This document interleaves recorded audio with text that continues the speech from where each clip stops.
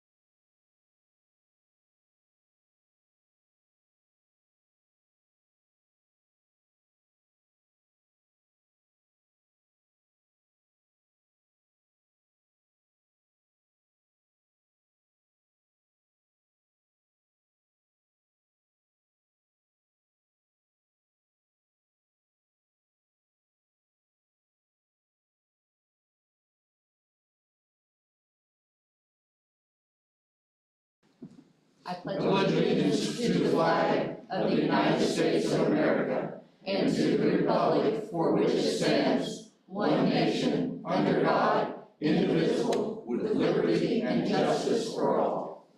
Nick, would you please pray? Father, we thank you tonight for your grace and your mercy upon each of us. This next Sunday, Father, is Easter. It's the day that we acknowledge the resurrection of our Lord and Savior. Father, just have your way tonight as we talk about issues and deal with things governing the county, that we bring glory and honor to your name. Be with those who might be in harm's way this day, my Father, that you'd build a hedge about their lives, and be with those who might be sick and afflicted, Father, that you'd touch them as a great physician. We thank you. We ask this in Jesus' name. Amen. Everybody out in YouTube land, the video is not working, the audio is on, the camera is broke, the computers, according to Gary, and I'm not sure when and what, but you can at least hear us. And before we start, I would like to just let everyone know that it is 911 week.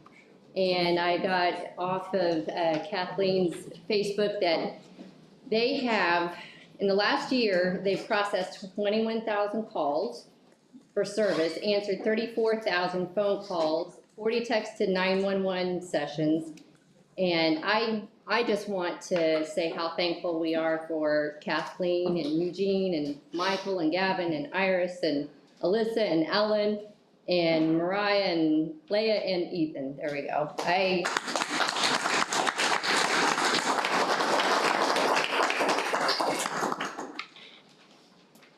Okay. I hope everybody signed in. Let's take some time and look at the minutes.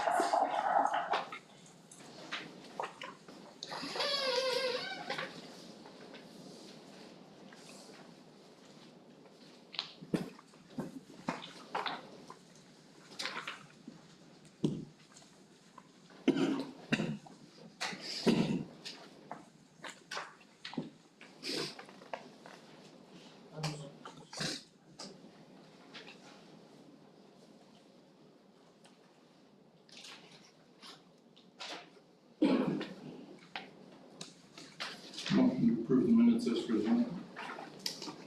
A motion's been made to approve the minutes. A second? I second. Seconded by Nick. All in favor?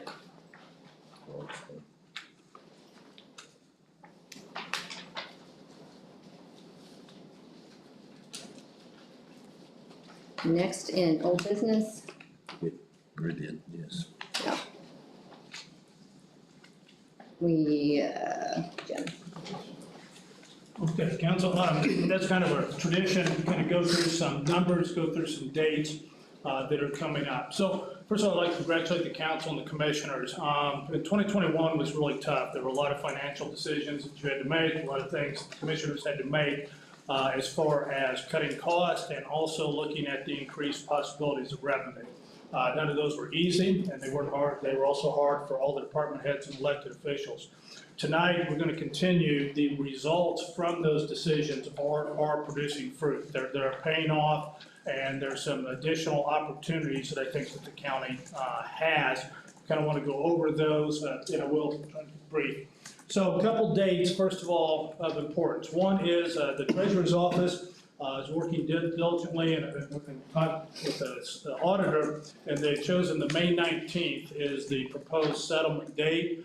That's going to put Owen County, if not first, clearly one of the first. As far as the property tax, you have your date roughly on the 10th. You need to allow at least 1 week for the mail, any of those type of payments. So Owen County truly is going to be either at the first or second day as far as the settlement. That means that very likely, once that's processed and resolved, that the actual payment of the settlement will occur in May. There's a time lapse between having it done through the LAO system and having it approved.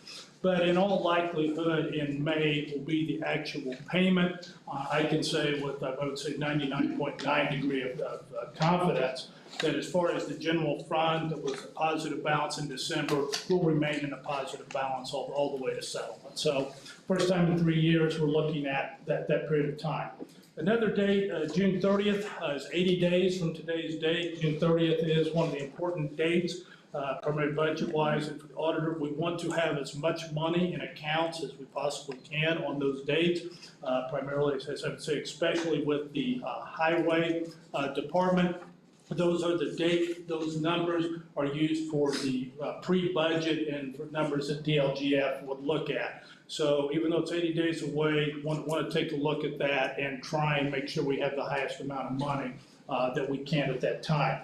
In the reviewing of the funds, all of your major funds are have positive balance. There's none as far as highway, EMS, 911, the general fund ended the first quarter with the amount of $782,000, just rounding it, so 782 is how we ended up the first quarter.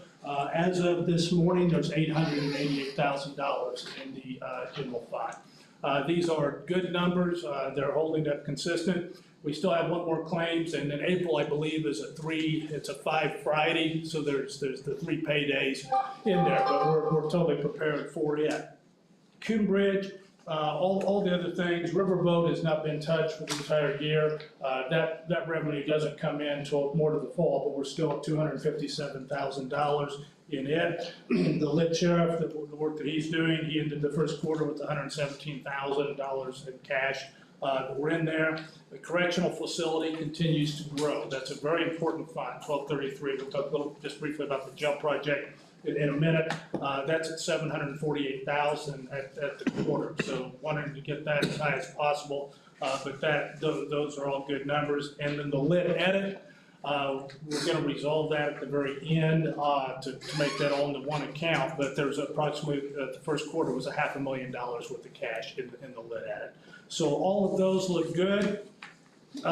You do have a few grants, the reimbursement grants, those are still in the red. That will probably be an ongoing, because there's a couple of these grants that simply you buy first, they get reimbursed, you're always going to have that. We've got 2 historical grants and that have been there for months, and I think there's a possibility of making some resolution there in 2023. The general fund first quarter, as an average, as you kind of expect for the first 3 months, there's about $254,000 of income coming in. That's the average for the first quarter.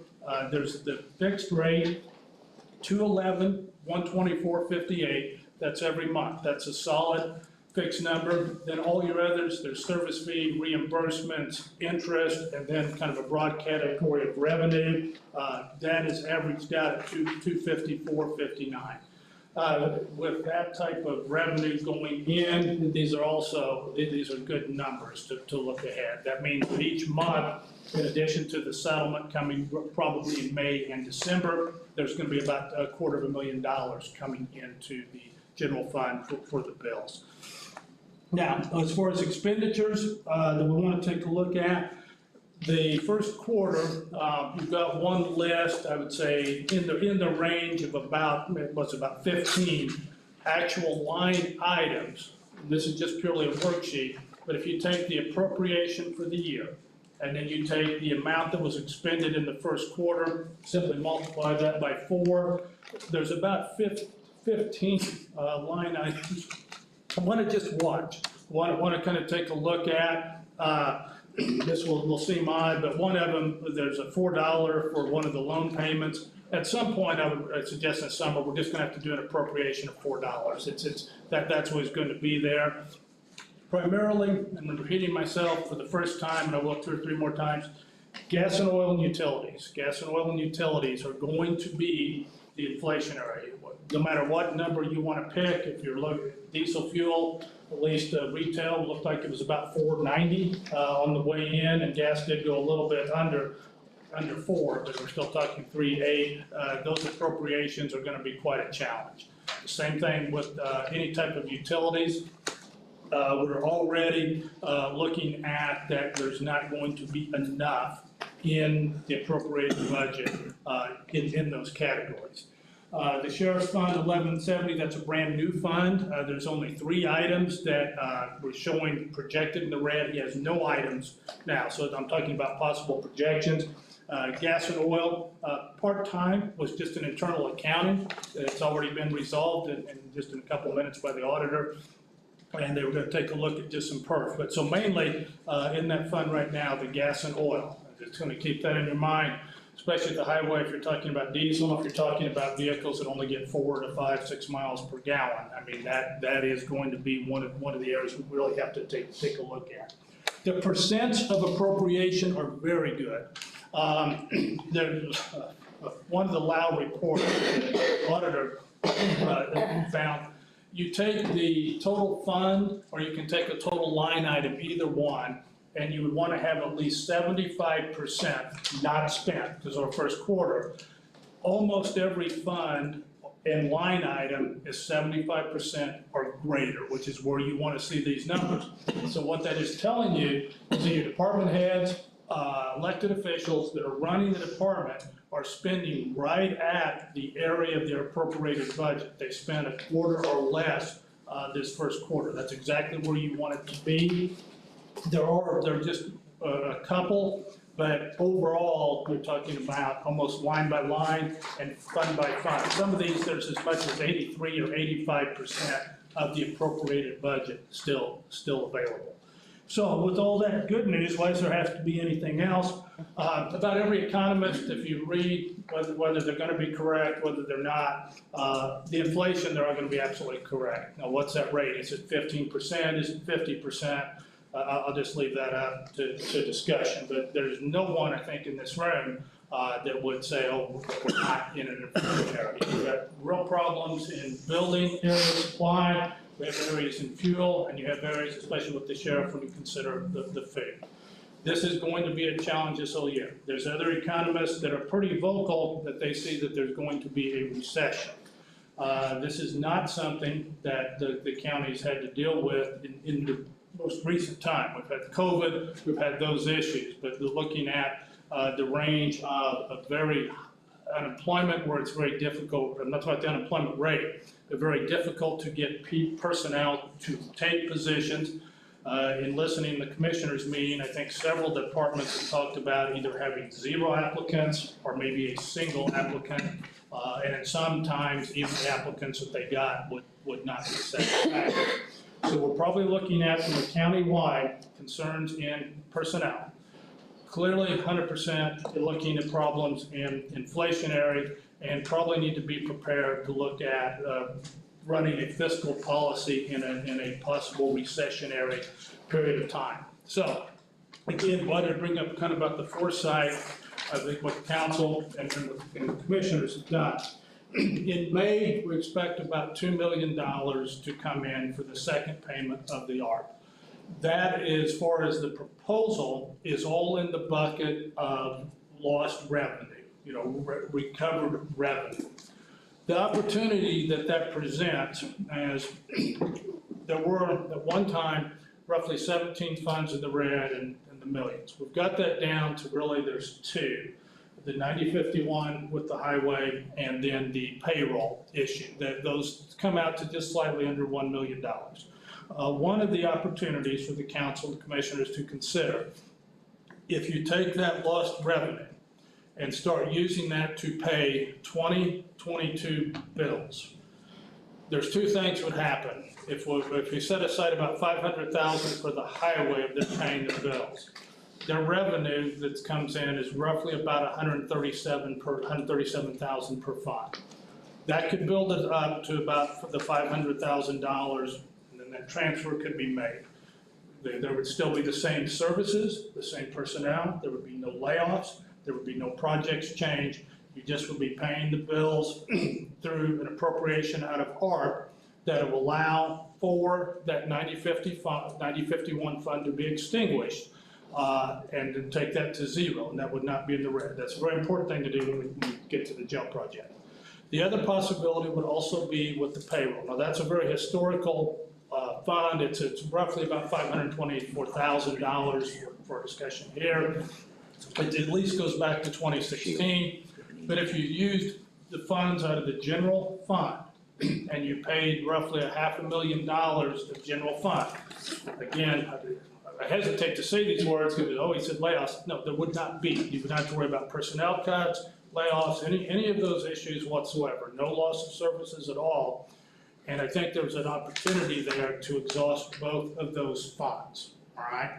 That would still leave about another $1 million if it was used also to go ahead and pay out of expenses in 2022. You're gonna have your general fund is going to go up like this way. You're going to have your $211,000 coming in monthly. You're gonna have your May settlement, and you're gonna have a number of the bills being paid out to allow that to go up. Two reasons why, well, how many reasons it matter, why it's very important. We have $888,000 in the general fund right now. That's a very good number, but as I think many of it, all of us, our high school coaches say, but not good enough. What you really want in this number is somewhere in the range of about 1.3 to 1.4 is your base. That is, in general accounting, principles, that is a number, if we're going to look at the jail, that they would go and say, okay, that's a good number in reserve. That is the appropriate number for reserve. So if Owen County can get to about the 1.3 million as a base, the bid on the jail is going to be much better. The likelihood of obtaining a better interest rate, the likelihood of getting more competitors will go up substantially. That is going to be very important. The other issue is getting rid of, in essence, all those funds out of the red. That is going to be the first thing that's going to be asked. Hey, you owe here, what's going on? Getting those at zero is going to knock down the interest rate. By doing those, I think that there is at least a window of opportunity here to square the books, get over $1 million plus, probably much higher, looking in here, no reductions of services. The other bridge projects and road projects have already been agreed upon and appropriated. I believe, if I get this right, there's 3 bridges and 1 new road are the proposed there.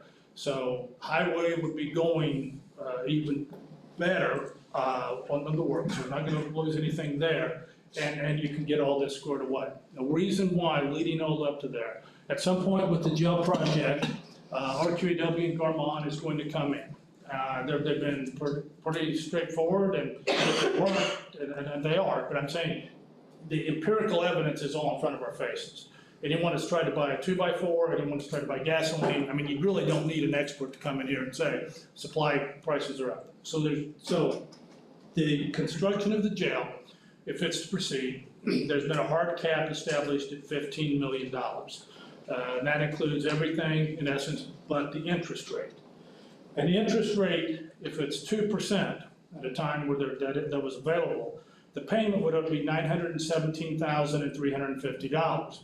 Okay, that's their interest. You can almost pay most of that out of the jail fund, and a little bit more. If it's 6%, same thing, same $15 million, it's $1.3 million, okay? So then, if it is a 6% interest, in addition to the jail program for the setup in 1233, you will need, fiscal body, to kind of keep in mind, you're gonna need $445,000 more in addition to the 1233. That can only come out of the general fund, or lit edit, or out of 1170. But one of those 3 combination, but that's $445,000.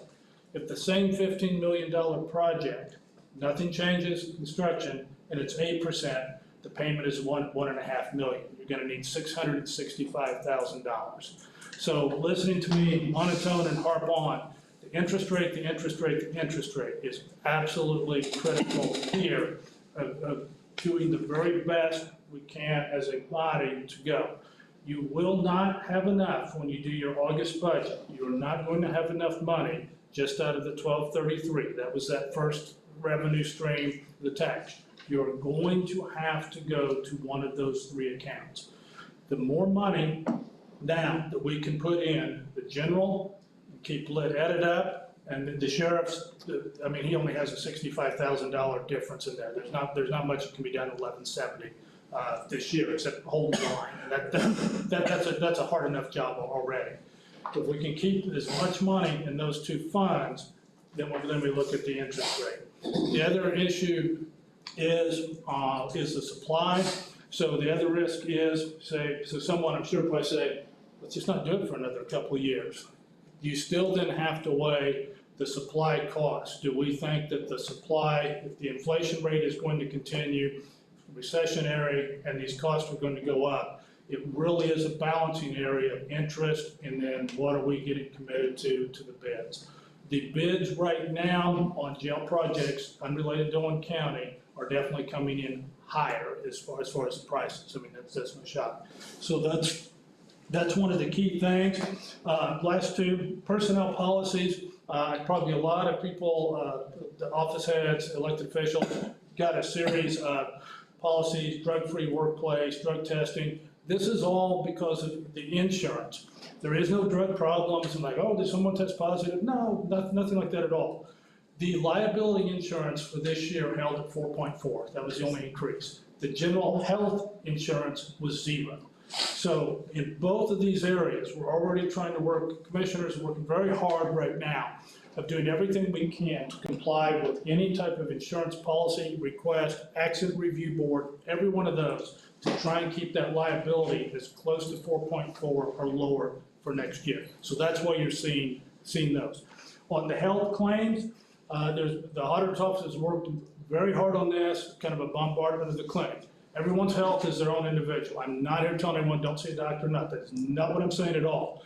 I'm saying that the county provides a clinic that, at least from all surveys, those county employees that have used it have found it very satisfactory, have gotten their medications for free, blood draws for free, procedures for free. The more that we can utilize that clinic, it's likely the health claims will go down. This is purely about health claims.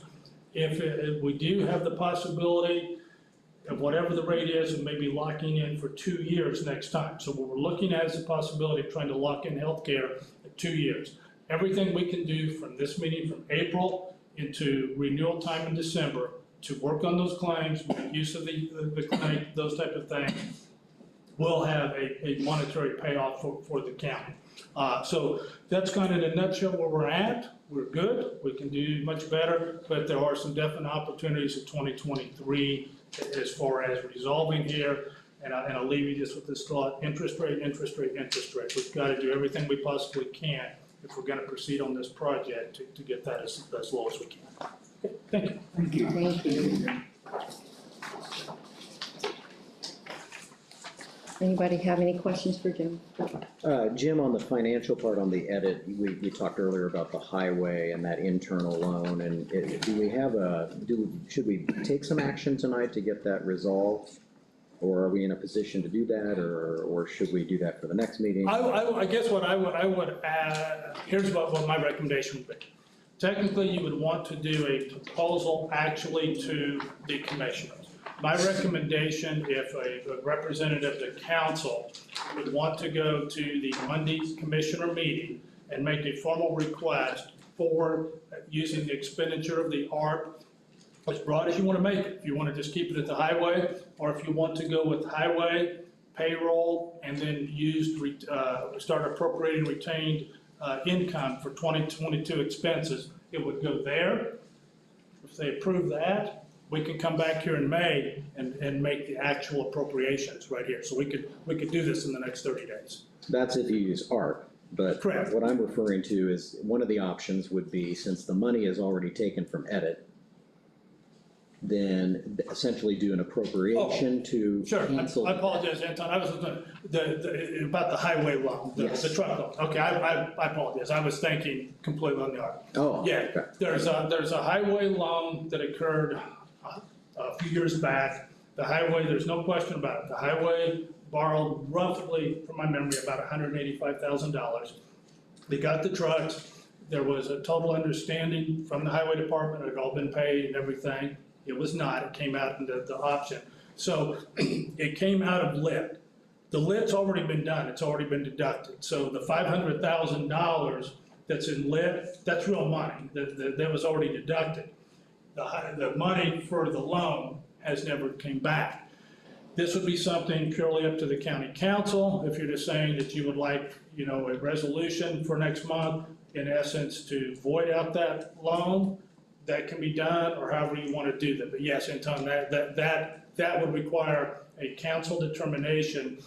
If you basically just want a council, I would recommend that it be done in a resolution or resolution form, because for the State Board of Accounts in 2 years, you don't want to get the same notice, the same exception taken. But yes, that absolutely could be done or definitely discussed. Yeah, I think in my opinion, it'd be good to get one more thing off our list, and that is to address that. Obviously, the highways regular use funds don't have the flexibility to cover such a thing, but the money is already reflected in the edit fund balance. So it's not a matter of it will lower, it's that balance is that balance. And so all we would need to do is draft a resolution identifying the steps to take and do a corresponding appropriation with that from edit to basically cancel that debt. And then it's done. It's just a paper thing. And I think we should take action on that. I agree. I make a motion then that we do that resolution. I'll second that. Clear up that account. That would help us in direction on this building project and our interest rate. I'll have that ready for the May. Okay. That's all. Sorry, which account is that going into? Well, it concerns our edit fund, and the resolution will identify that. I wasn't sure if it was actually stated. Yeah. Do Okay. we also need an appropriation and like an advertisement connected to that? I know we're not actually gonna spend the money, but, Yeah, we will, but yes. the action is very similar to an appropriation. That's correct. Okay. Yes. You want that added to my motion? Anton?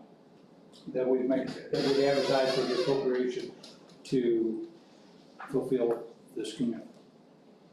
So a motion's been made and seconded that we have a resolution and advertise for the appropriations. Is there any other discussion? None, let's take a vote. All those in favor? Those opposed? Motion carried.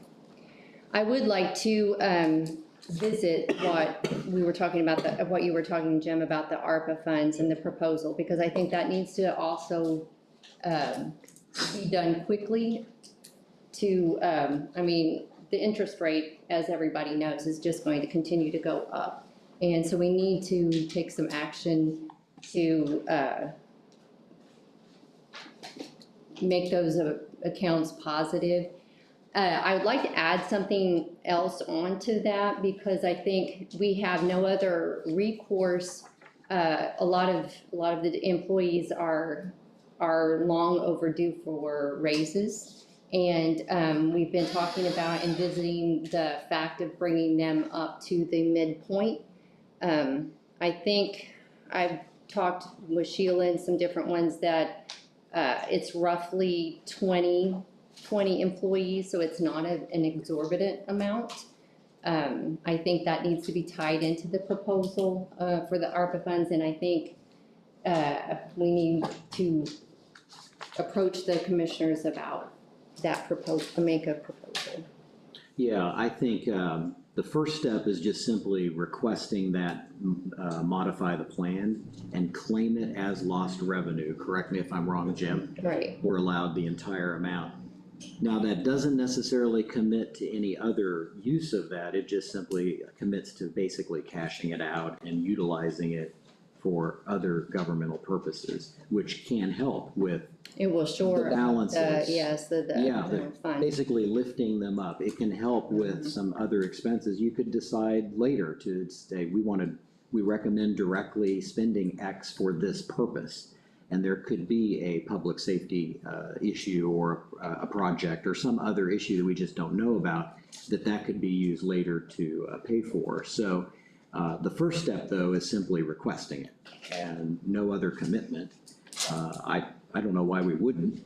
That puts the money closer to us rather than sitting in that account separately. Gives us a lot more flexibility. Polly, you think you might be the one to do that? I can do that, I can do that. So does that need to be a motion? Yeah, do we need a motion, Jim, I then? think you just make it plain that who the delegate would be to go before the commissioners Okay. this Monday. So I'm gonna request, or make a motion that we have Commissioner President Polly Chesser approach the commissioners and request a modification to the ARP plan to utilize all of it as lost revenue and go ahead and liquidate that into the subsequent fund and then let it sit from there. I'll second it. Motion made and seconded. Any discussion? All those in favor? Motion carried. Okay, on to the 2022 compensation structure review and committee update. We had a committee meeting, wage committee meeting, and that was March 29th. And we visited several different, we had discussion, good discussion on several different things. One was the, how we use the educational component. Also, there were several other things that we talked about. Let's see. If you want to expand on that a little bit, Anton, shortly. Well, yeah, I think the formation of the committee was a very valuable move. I think you'd agree with that. We were able to get different stakeholders in the same room together to talk about the issue and the goals. And I think we did identify some areas that need attention and kind of a direction or goal to reach, which is that midpoint goal. But I do think there's also an understanding that that may be done in more than one step. We may need to phase into that, for instance, or utilize some time now, perhaps for the balance of this budget year to do something for the employees and continue moving forward with some additional steps. We now at this moment have all the financial projections to the fund and employee level. It's very easy to work with. So it's very easy to come up with kind of a step and do it and know what financially that would do. And it'd be very easy to implement, I think, as well. So I think the council needs to maybe offer up some kind of direction, perhaps, or comfort level as to maybe what to do first, second, or third. If there is some kind of maybe a dollar limitation or a time issue, you know, feedback would be very important, I think, at this phase if we're gonna maybe proceed further with this. I think when we had talked at the committee, I personally would like to see us bring the base pay up to the midpoint range before we address the longevity and the education component. I think that would help to bring more applicants and help different departments be able to bring in more applications and qualified applicants. So what's all your thoughts? Do we have any cost factor tied to it yet? We are, That was sent to everybody. Is that in that 44 pages that we have? Well, it is summarized on the bottom in one page. And I think, Polly, you know, if you can offer additional opinion here, I think that we should at least, I think we should do it tonight. We should at least bring everybody up to the minimum that's according to the report, so that everybody is at least getting that. We shouldn't have any positions that are below minimum. at all. So moved. You see where I'm going with that? Right, That would so that's address, the low end. yeah, and what that would do is it would address immediately the part-time issue with EMS, because their Right, that's part-time very EMTs and paramedics are not getting the same amount of Yes. pay as the full-time, and the recommendation of the committee was to match that. Mhm. So that would solve that problem on top of that. The other would bring up some other part-time, just miscellaneous. Not all of them are recommended necessarily to be at the same level, but they would be higher, and allow some departments to fill in some gaps there as well. There are only 3 positions where we didn't really have a specific dollar amount because they were created after the report. But I think we can fill in those gaps based on what we know about some of the other positions and what some other counties have done. One of those examples is in the clerk's office, the absentee part-time workers. They would, at least according to the way things are branched out, they would be a Comet A support type position. And there is already a target for that level. Hole patchers and truck drivers, in a lot of counties, their part-time equivalents are about 80%, 70 to 80% of their full-time wage. And when you look at our report and the different levels in there, they're actually a little more generous. And so I'm thinking that hole patcher would probably be an LTC-A and a truck driver would be an LTC-B. And that would result in some additional money for those, which I know Greg has had troubles there, trying to hire people, part-time. So by doing this, it would take care of a couple of different issues, and it would be a step in the right direction. Have you figured what that would, We do have a cost, yeah, absolutely, and I can go over that with you. Take a look here.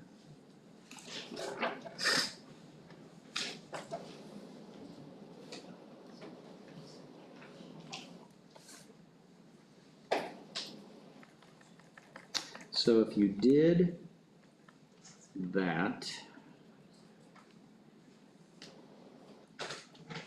this is across all funds, so this is not just general fund. This is general, highway, EMS, these are all funds. The grand total cost for a full year would be $114,250. Now there'd be some FICA and PERF in there, which is a percentage there. Since a lot of this would concern part-time, there wouldn't be a big PERF-related expense or a retirement-related thing. It's, you know, the general fund, for instance, would only be $35,000. Sheriff would only be 11, and that's doable even as tight as that may be. Highway about 34. That may be a little bit of a challenge, but again, we're only at a half year. This is a full year cost, so it's doable, and I think we can work through that. But we got to do something. We can't just keep spinning wheels. We've got to move forward with something. So, do we Yeah, have a I moved motion? on his first thing Okay. earlier, so I'll accept the rest of what he said. Okay, Go into so the motion as well. motion made and seconded, any more discussion? Yeah, who seconded that? Was it? I didn't hear a second. Okay. Did Earl second? Okay, I was thinking okay, sorry. No. No, so you made the motion, I made the motion Yes. based on his statement. right, so there is no second yet. Is there a second to that motion? I'll make that Second by motion. Anton. Now, is there any more discussion? what do you think, Jim? What affect us? Sure, Council. So normally when I just give you facts, but that's what you ask me. You ask me what I think. No, well, I want facts. What do you think based on facts? There you go. The 35,000 in the general fund is probably good. I don't dispute that. The other funds concern me very much, okay? In looking at the highway and the present, even though it's 34,000 for the year from there, and I don't know if Greg is in here, I'm trying to figure out the spot, but It won't work. Greg and I mean, this is a weekly thing that we're involved, and for the highway, I will say this, they're doing this daily. I can see why, like on paper, I totally see, looking here, go, okay, there's this amount in 76, but as of today, in 1176, there's 64,903. 34,000 of that is roughly 50% of the surplus. Now, I know that's not how it works. I mean, you don't just take 34,000 out of there. I am very concerned on outside funds. I think that there's a window of opportunity. There was mentioned about roughly 20 or so employees that I guess would be the best way to describe, primarily work inside this courthouse that have not been given raises. So I'm sure we're not talking about the court reporters or other people like that. I think that, but based on the whole work, I think that the 35,000 is due. I would be very concerned in April to make a $114,000 commitment, only because in my months on the board, going for 30 minutes, we're trying to get this as high as we possibly can. Anton has a very good worksheet. You can start putting percents, you can look at it, it gives us instant access. But this is purely just an opinion, based on mine. From my perspective, what you've asked me to do, the commissioners asked me to do, is how can we generate the highest amount of money in the general fund, square our funds that are in the red, and prepare ourselves for a possible inflationary double digits, recession, and try and manage and go through and navigate through a jail project. 114,000 base pay isn't really kind of in the equation. 35,000, it is, but that's, I'm not on the council, but I'm saying the facts are there. Greg is the highway superintendent. I think he pretty adamantly just said, no, we don't have it. I'm telling you that's 50% of what's in the budget as of today, even those don't square. So what are the danger areas as far as, we know the highway is one of them, so let's say that's now, the original cost that he mentioned was, 34,000. Greg's on top of that would be 68,000 that would be needed, that's not, currently budgeted, so what other funds, I guess, don't have the, Well, speaking of the sheriff's here, and the sheriff would never hesitate to interrupt if I'm wrong. There's only a $65,000 margin, what I've always termed as a margin of error, between the amount that's already been appropriated in that account and the amounts coming in. That's fixed. We know to the penny how much money is going to come in to that account.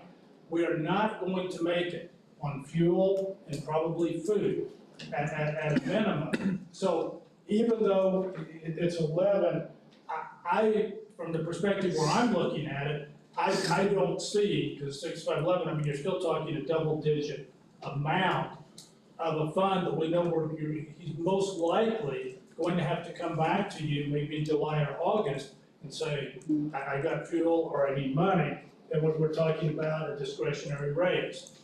So those are the two that stand out the most, Andy, that I've looked at. And that's for me, I mean, the courthouse employees, yes, I mean, take out the general fund, let it go. I can't sit here and spend $11,000 that I don't have at this moment. I think it's too early in the ballgame for us, especially with food, fuel, and with food commodities and stuff like that. Expenses for parts for our vehicles is not what we can't hardly get parts now. We got vehicles sitting that's been sitting for months. So I mean, even though I don't have very many part-time people, and I'm sure there may be less, and I want them to get as much money as possible, we're gonna have to wait another 3 months, probably to see where we're at, before I know exactly, where we're gonna be, maybe longer. Because the inflation that's going up with everything, I mean, that's oil filters and oil and everything that we have to have done, brakes, windshield wipers, it's went through the roof. And that's the stuff that we have to replace every month. I mean, that's stuff that goes, so I'd be reluctant to spend for my part-time staff, even though they're probably thinking, well, go sheriff, get us. But they know what I'm talking about. But if you can take care of the courthouse out of the general fund, if Jim thinks that's feasible, I'm all for it. So basically, the general fund, I mean, that's doable, and EMS already has their, you have a pretty hefty, good cash balance. So you would, I mean, that would be doable. So the sheriff and the highways, the two, that way it would really put a strain on And I it. guess the other that I would just comment, because I don't, but the health department is apparently paid out of different funds, I think maybe like 68 and some other numbers. That would be totally up to them, because they're not monitored through the general fund. Those are all paid out of health funds, and respectively, they would be in the best position to know, are we making it or are we not? Do we have enough money in there? And I have not analyzed that, because that's never really came up. I guess what I could say to you, if you have my opinion, better or not, that is, I can't say that there's not $35,000 for the remainder of the year, that we could make some adjustments, we could look at some things, and that's not gonna make or break the general fund. Those other two is a make or break. Right, Health, right. I couldn't tell you, Yeah. and that's the whole other discussion. Yes, the EMS definitely does. Chris is incredibly frugal on the way that he's doing that. He will also experience that it needs an ambulance. The ambulance is gonna be well over $150,000. There's gonna be other expenses. So all I ask is just, as we keep all of these in mind, that you look at a fund and say, well, we're really looking good. It may not be quite as flush as where our goals, and especially if gas and inflation's gonna go for another 6 months or a year or 2 more years. And I would definitely go back to look at my funds here in a couple more months to see where we're at. I mean, if there's something we could do, we could do it to help them. Of course, I want them to get the money, but I gotta be realistic. We're on a thin line right now with what we got. How about we do this? First of all, we only need half of these numbers, remember, because it's only half the budget year. So if you're looking at cash balances and where we're at and all that, it's not gonna be 35 for the general, it's half that amount. It's not gonna be 34 for highway, it'll be half that amount. I think we're close. And I think maybe we could consider modifying this to maybe allow the department head to, knowing that if the council's behind something, if there's a direction, a clear direction to head, which is where I think people want us to be at this point, if we make that direction clear, but we give them the next 30 days before our next meeting to formalize it, let them look at the impact specifically of this motion. And they may discover that it's a little more doable than they thought, or there may be some adjustments that they might be willing to make it happen. I think if we can give the department heads that opportunity, that may help a little bit, but I still think we need to give them a clear direction to follow. In that case, I'd like to withdraw my motion and make another one. Because of the statements and people being extremely honest and forthright, thank you. And we Greg. do Thank you, Sam. appreciate that, Yeah, it's very valuable. What I'm gonna ask for is a 30-day extension and investigation into the feasibility by each department head to this plan that has been discussed here, and that a possible implementation by June 1st. That's half the year. Okay, is that fair? Is that fair right here? sounds good. You say June 1st target for action. For Effective. for implementation, because if we talk to them next month and they find out, if our leadership goes back and they find out that it is doable, then we can certainly make action happen. Second. Motion made by Chuck, seconded by Andy. Any other discussion? All those in favor?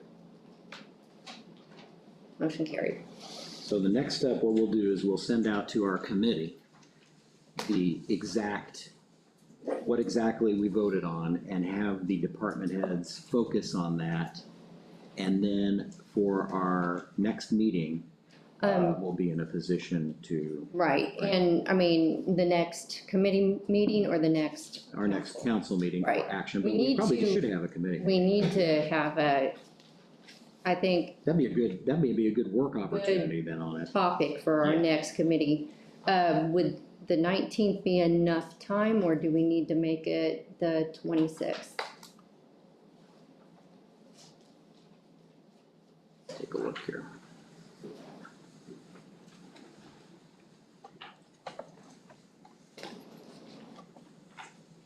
So we should be able to have the numbers out tomorrow, so they'll have that immediately.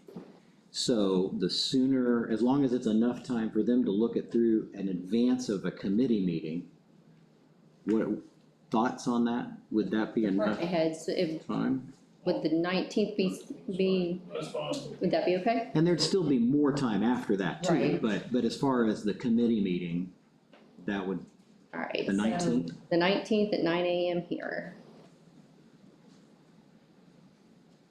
Okay.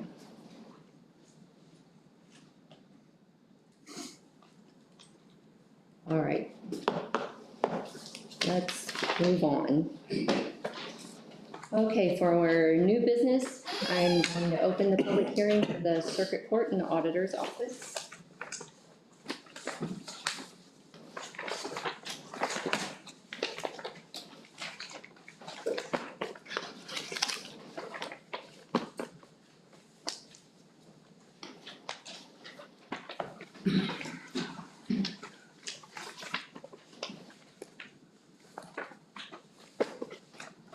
I,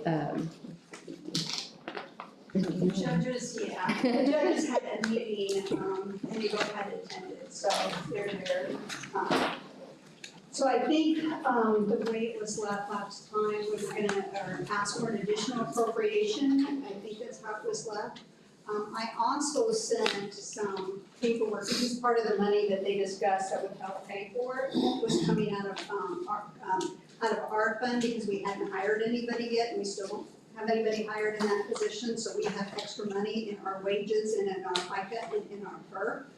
And since they haven't hired anybody yet in that position, they have extra money in the wages and FICA and PERF. So actually, if you do the transfers that I gave, there doesn't have to be any additional appropriation. It just transfers from ours to theirs, so there's no more money coming out of anything. that would be, that's great. That's And good you're talking news. for the circuit courts part, Yes, and yours was already gonna be transferred too, yes, so mine, both of yeah, them, okay.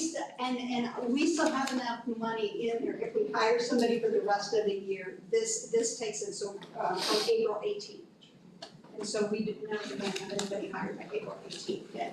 So this money pays, so you don't have to do it additionally, it just transfers from probation 0235 to 0232. And then, so no money has to be taken out of general fund. Yeah, I have an appropriation here for 10,000, is that no longer necessary? That's no longer necessary. Thank you. That's wonderful news. Appreciate that. And then since the transfers are within the same series, that's something you can just do. You don't have to have council vote on, But it's from one fund to the other, do we have to do it because it's from one fund to the other? probably, for the record.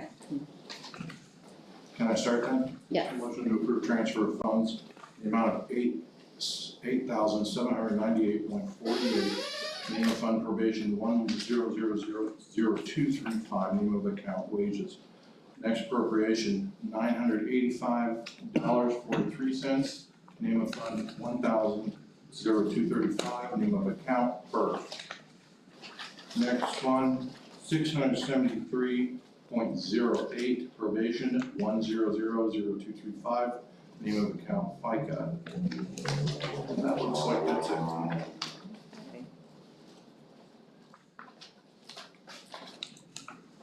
Is there, And if I didn't say it, that's the transfer of funds, approval of transfer. I second that. motion made by Chuck, seconded by Nick. Any discussion? All those in favor?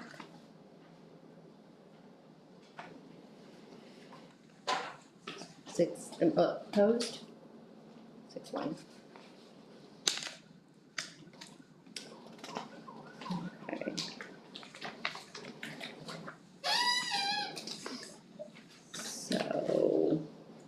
I see here, is this part of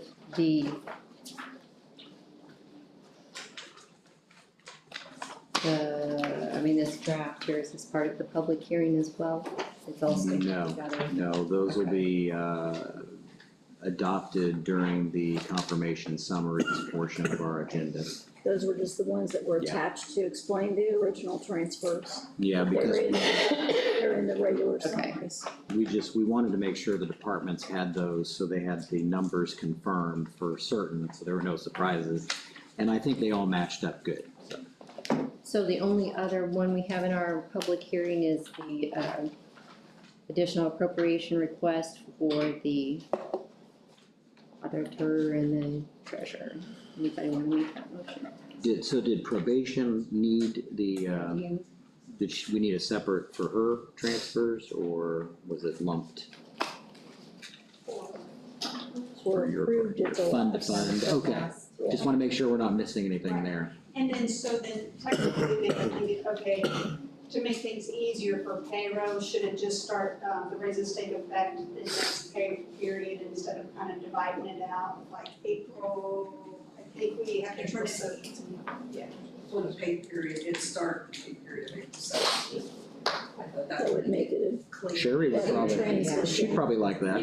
Yeah, she's not. so April the 17th.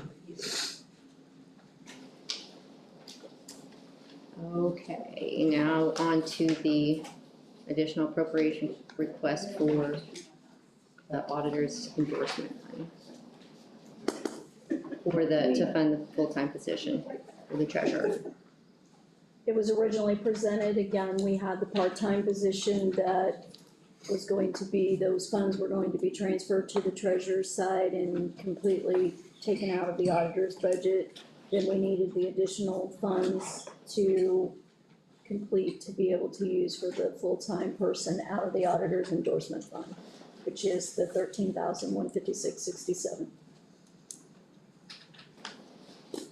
So question on that, because it seemed that that much wasn't actually needed. Does that sound accurate? This actually also includes the $4,000 for the asset management plan. It was only $9,000. Okay. There you go. So how much was that separate, just for the record? $9,156.67. And then the asset And management was the balance, which was Correct. 4,000, Yes. exactly, 4,000? Okay.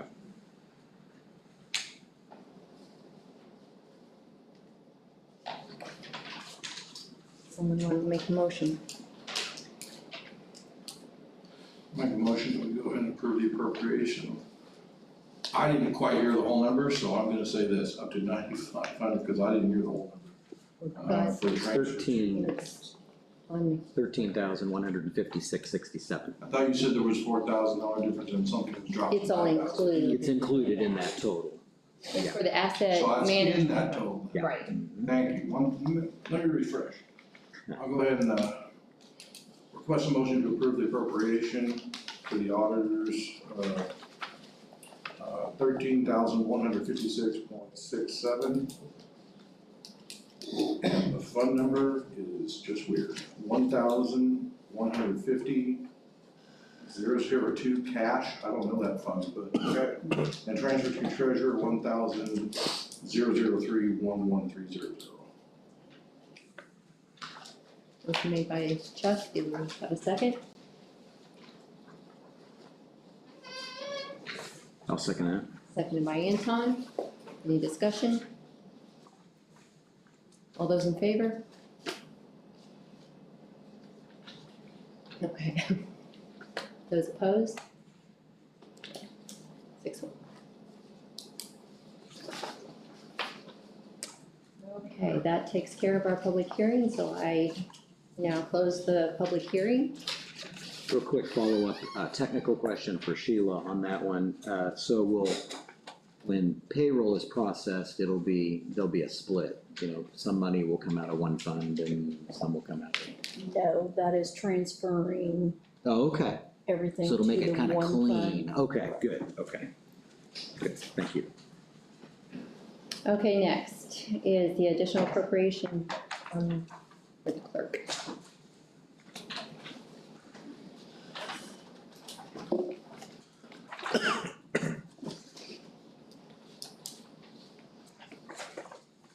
I need to have extra money since I had to pay out an employee, because then my budget will be short of $6,303.27 to be exact. That's And what was paid out. and this is for comp time and, is it just comp time? Everything. Personal costs.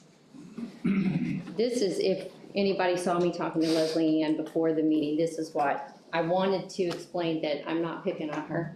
No, it's fine. But this is a problem that we are going to continually have about paying out employees that either quit or retire, and the exorbitant amount of comp time that has been allowed to be accrued. I think we need to make a policy, and I think we need to make one tonight to address this issue so we can avoid this problem and this undue strain on the general fund and whatever other funds. I would like to see either, possibly the department head either wait until, to fill a certain position and wait until that amount of money has been expended or exhausted, or possibly, give up a position. But I don't want to see continually them coming and having to ask for additional appropriation. So I think if we don't address this now, this is going to be a continual problem. And I think we need to come up with something that is enforced. We need to come up with a policy, and we need to enforce it, because The thing is, Madam President, is,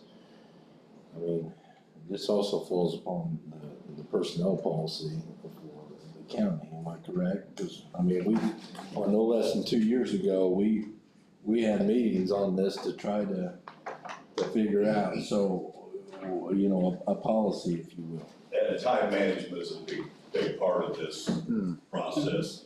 You can't control comp time when you're writing things down on pieces of paper. That's also the department head's job too. And this particular issue you're dealing with came from another department. Right. This employee left the department and should have been paid out before it got there. This happens all over the county. And Leslie Ann has been here, she's been in this position, less than 6 months? Almost a year. Oh, okay, oh, boy. Time flies. But but Well, and you plus. have not, you did not create this problem, is what I'm trying to say. You did not create this problem. No, And did not. I do not, I feel bad that it's going to have to be an undue strain for your budget, but I feel like this has to be addressed now. So, well, Sorry. in solving it, Jim, is this the county council's to solve? Okay, so you have a revised personnel policy. That's on the individual. So the individual to the departments was fairly clear, the policy, that no one is to accrue more than 35 hours of comp time. That's it, the hard cap. There's also specific caps in the vacation and also in what was called absences. So you have the policies. Now, the fact that those have not, what then the turn is, to more direct answer to the question, it is then the county council as far as making a determination of what they're going to appropriate for it. So to answer to number one, the employee must be paid. That is not debatable. So whatever the amount here, it sounds like in this case, it's roughly about $6,000. That has to be paid. Then the issue then becomes, is it then, say, out of Riverboat, Ledetta, General Fund, or do you have a policy stating more to the fact that in whatever particular department that's accumulated, that period of time, a payroll has to exhaust $6,000 worth, and then the new person comes in. Now, that would be a direction of the county council. This particular problem here was obviously inherited. This administrative person that worked maybe a couple months, I'm just rounding. There's no possible way a person could have accumulated $6,000 worth of time in a period of 2 months. So you have, what I would call, in my opinion, you have a specific situation here, however you want to deal with it. If you want a council resolution stating the pleasure of the council, something in the fashion of that the council is not going to appropriate, that you would expect the department will have to exhaust overtime or anything that they've let someone. So if someone in what I always call the blacksmith department, I'm the manager of the blacksmith, I let the employee run up $10,000, they leave, they get their $10,000, I now as the manager of the blacksmith company will do without until I have $10,000 of money that's then been adjusted. The situation somewhat different, but so if you would like that type of resolution, I would happily be able to draft some variations for you for your consideration in May. But yes, Andy, the personnel policies are there, 35, so many hours. But do they address transfers in between? They do not, they do not, they do not. So that would also be a determination, do you want, for example, a guy who leaves the blacksmith to go to the clerk's office, should that department resolve all these issues of comp, sick, vacation? If they should, then in this particular case, the $6,000 would have been resolved, and then you would have been talking about maybe a few days or whatever. So does that portion get addressed in amending the personnel policy or resolution? No, it has to be, because it has a financial bearing, this would fall the council now. So the council would make a determination, because this has definite fiscal applications to the different departments. Okay, so, Madam President, I guess the first step here, I wanna make a motion that if a person transfers, between departments, that there has to be an accounting of anything over their maximum amount of comp time, sick time, whatever's applied there. But, that's got to be worked out, within the department budget that's relieving.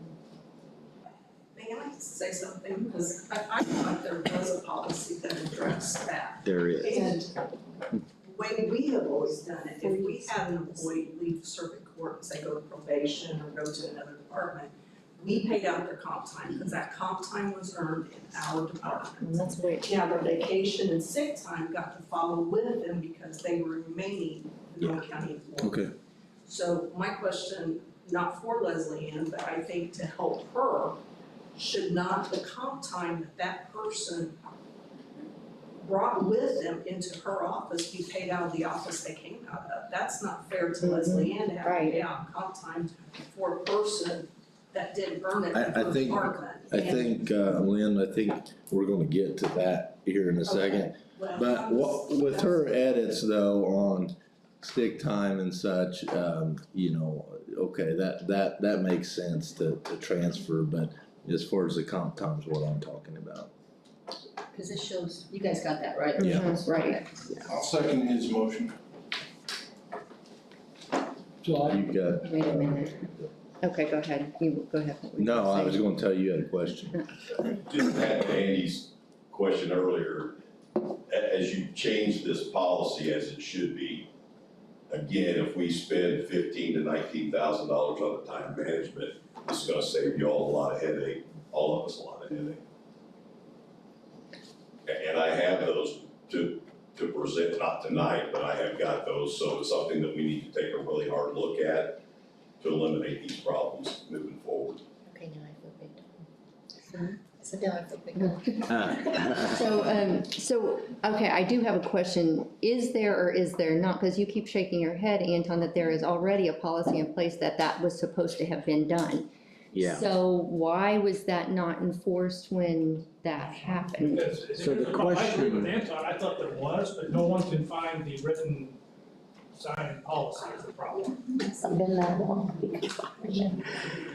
Looks like a do-over, doesn't it? There you go. Yeah. So that was my question earlier was, to Polly is, do we have a signed copy of this resolution? We have the time frame and we have the draft, Correct. and it is a very good policy. I thought we voted on it. You did, but there is no, there's no Yeah. signed document we could find, now that's the problem. Okay. If you're satisfied with that, which everyone else at a particular time, I think it is, and I think that this motion is really more a matter of The same. updating this policy than it is creating anything new. I think it doesn't have what happens when a person goes from one department to another. It's more a matter of just simply leaving county employment. And I think it should have some wording and modifications here, but it wouldn't be a new policy, it'd be a modifying this Is draft this and getting something we it. wanna update, if I withdraw my motion, that we could address, say next meeting? there's no problem, the 99% of it's done. Yeah, Why could we Just, not just, update ma'am, the? as your second, just add the words to modify the current or the new plan that's coming in. Okay. Is that fair? So moved. yeah. To modify. Yeah. All right, I accept the friendly amendment, and I think you seconded it, Greg? And it does, just for the record, that was only for comp time. It didn't address the vacation and that stuff, but like Lynn was pointing out, that's a little more of a system-wide thing, and it just follows. It's the comp that's more discretionary to the department head and the management of that, and I think that's. There was a policy that stated specifically if an employee went from one department to another. And I've got really old personnel policies, so I don't know which one it was in, but I know because we've always done. You've always done it. Yeah, because if it's earned in that department should pay for it, it shouldn't fall on another department to do that. Nick? I don't care. And your motion, based on the personnel policy, that as it is established at present, how many hours a person would have for vacation, sick days, that would be, how do I want to put this? They would have to stay with the policy. I mean, to move from one department and you've got 5 weeks vacation, the policy says you can move 3 weeks. What are we gonna do with the other 2 weeks? I think they would keep the vacation and the sick time, the comp time, they would keep their maximum level that they're allowed, but everything else would have to be paid out by the department they were leaving.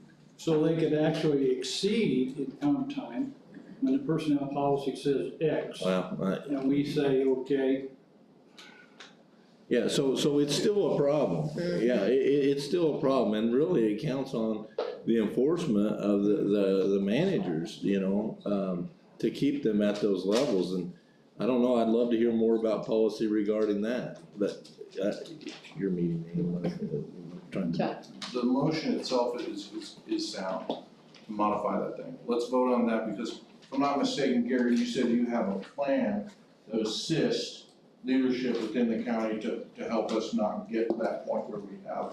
So We have some proposals for time management. Okay, well, then I think we have a sound motion. but this And Chuck, motion, real quick, just so they haven't been brought to the council because of our financial situation, that's why. I understand. so this motion right now ties to the present personnel policy, setting what Gary and them are doing aside. Is that right? I don't think there's written language I don't think there's written language that is reference to transfers. So this would actually be new language to help the current policy. Okay, and in this motion, it will mean that, are we gonna go back to the assessor's office and recover some of this monies? I think we're gonna talk about that next So you wanna? yeah, so, again, you need to just run your blacksmith shop. No, so Yeah, gosh. restate your. Yeah, so my motion would be in regard to interpersonnel transfers within the county, that the transfer upon taking place, anything over the max comp time would have to have, it would fall upon the budgetary liability of the office they are leaving and not be assumed by the office they're coming to. First part of your statement should include that this is a modification. This is a modification to the current policy. There you go. And Chuck has seconded that, This. so, For right And now, more- am I going to? Well, we'll get to We're that. getting Well, that, we're it's getting just a second. Okay. wait till we get, anybody else? And just for reference, I think Jim has that draft still. We'll have that for the 19th, and you can officially sign it, then it can go out to all the. Okay. So if there's no further discussion, let's take a vote. All those in favor? All those opposed? Carried. Okay, now we can address whether. One question. Yes. What's in the riverboat fund? Just a second. So again, the riverboat as of today, there's $257,499.06. Madam Chairman, I'd like to make a motion that we go ahead and authorize the $6,303.27 from the riverboat fund to, and I'm gonna say this, I'm not chiding you, but a lot of times I come in here and I don't have any numbers to put into the record or fund names, so please, department heads, please try and remember that when you put that in, it makes it easier for me, it doesn't make me sit up here with egg on my face. So I don't know what fund it goes to, but whatever fund Leslie wants to tell you. So I'll second for discussion purposes. And so I'm gonna assume that the office that we're talking about, the manager for that office is no longer, so there's nothing punitive that's going to come about it that helps rectify the situation. Is that correct? I mean, we'd be taken away from somebody that wasn't managing this individual, is that right? No, I'm pretty sure I'm correct in that, so. And that's the reason why I seconded for discussion is, I feel like in order for things to, there'd be, you guys know what I'm saying. I mean, we would be reaching into somebody's budget that didn't have anything to. You would have to do an additional appropriation from the reassessment fund Right. to pay this amount. Is there, I mean, And there's a how healthy is that possibility fund? that it could still be encumbered from funds that were left over. I can check with the state, but if there was anything left in the reassessment funds and the payroll line items, because they didn't have employees there at the There end, could be some unused that capacity. could be, That's an option. Well, I think that's what we need to do, is to just take this out of Riverboat. If there's extra money in the reassessment, that would have been earmarked for such a thing as somebody's pay. It was established in that assessor's office. Right. I know the former assessor's not here. So none of this is fair. It's not fair to Leslie Ann, it's not fair to the current assessor, but it's, at some point it has to be addressed. So, I would be more inclined to take it out of the reassessment and instead of riverboat, yes. Let me just put it this way, we already had Andy's motion about modifying, the structure of the payment policy to include the, where things come out of. And because this has some difficulty because we don't have that previous person here to discuss that, let's just get it over with, let's move forward. And maybe if somebody wants to add a motion saying that at a later date this year, that could be brought up for review so that if we find out reassessment has, then possibly we could look at it and say, yes, we'll take it from them at this time, because as it is, we're gonna need that reassessment anyway for next year. You know, Chuck, I feel like, I get your point. The question I've got is trying to curb this as much as possible. So I'm gonna withdraw my second, and, I appreciate what you said, Nick, as far as checking into reassessment, if we could talk about those funds. All right, and how much is in reassessment? There's right now, there's $158,242.34. I make a motion, we go ahead and approve transferring $6,303.27 out of reassessment into the clerk's office. Line item, I can't tell you what the line item is. I second. Okay, motion made and seconded. If it's, how, should we add if it's workable? Because Sheila doesn't, we're thinking this can happen. Is that what we're thinking? He's not had positions filled this year, he just brought somebody in, you guys budgeted for the whole year. So you may not need they're- any appropriation. They're, right, you might not even need the appropriation, there might be a balance there, an unused balance that could be applied, That's fair. so. Fair enough. For now. So motion made and seconded. Any more? Okay, all those in favor? Opposed? Motion carried. I think something that Andy had said, which makes good sense, how do we really put some teeth into this so that the office heads don't fudge on us somewhere down the road, or elected officials.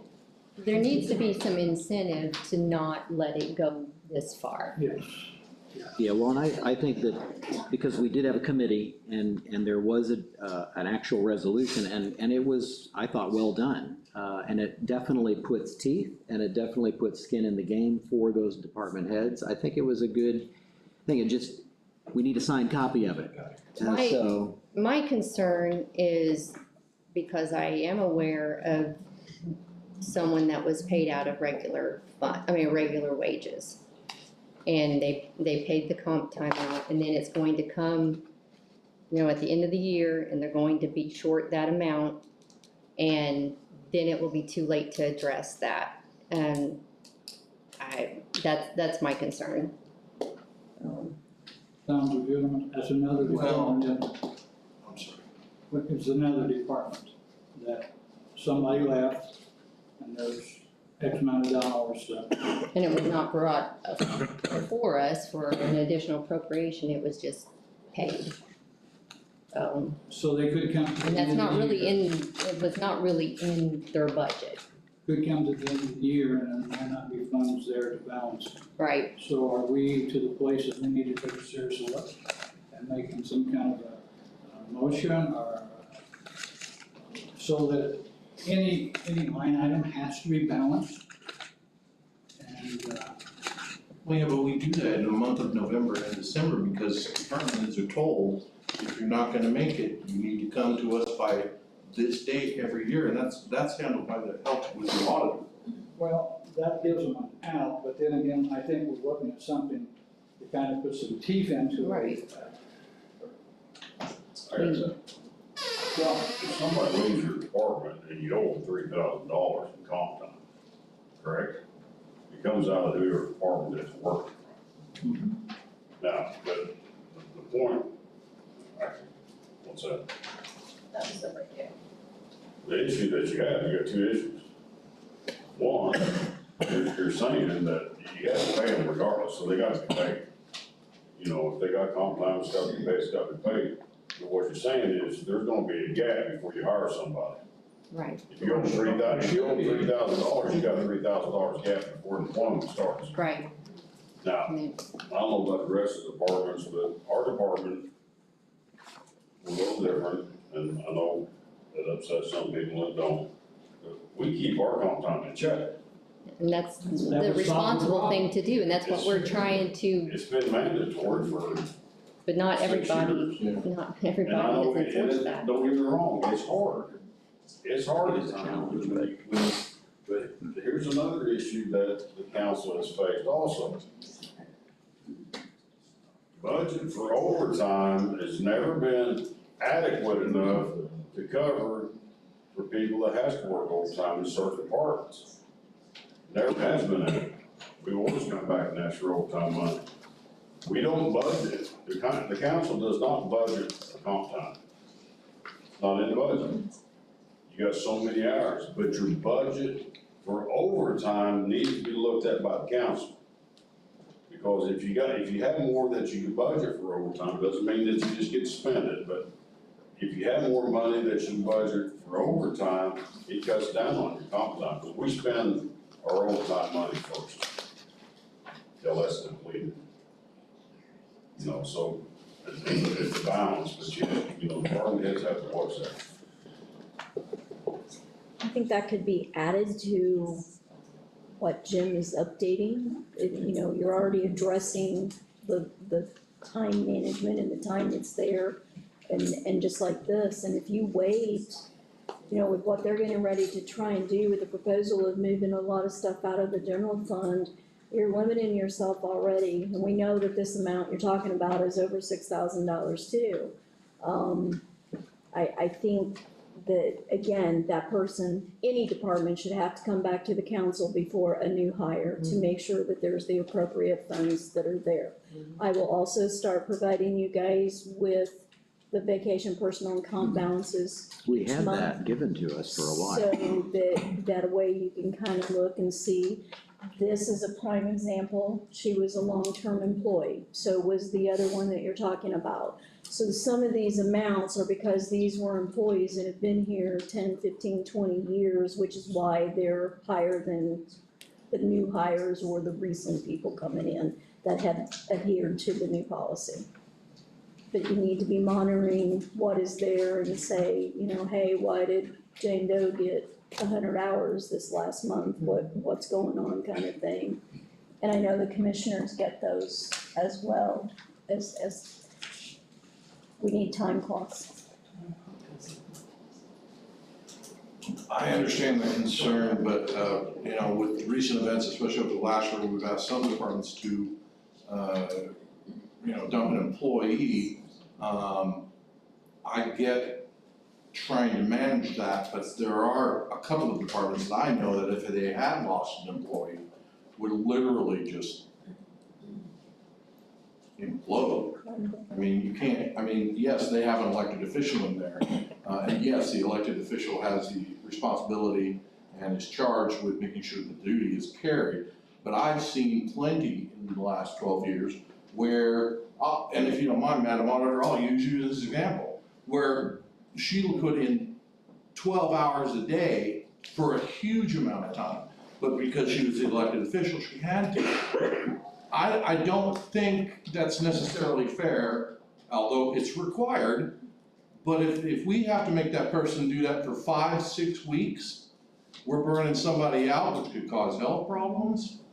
You know, I just wanna be sure that, you know, we think about that side too. Maybe this needs to have, you know, further discussion and be revisited in next month. I mean, something that we could make an actual determination on, you know, how to limit the impact. But I do think it needs to be revisited, and I do think we need to have some I mean, there are department heads that do a wonderful job at managing comp time, and I commend them.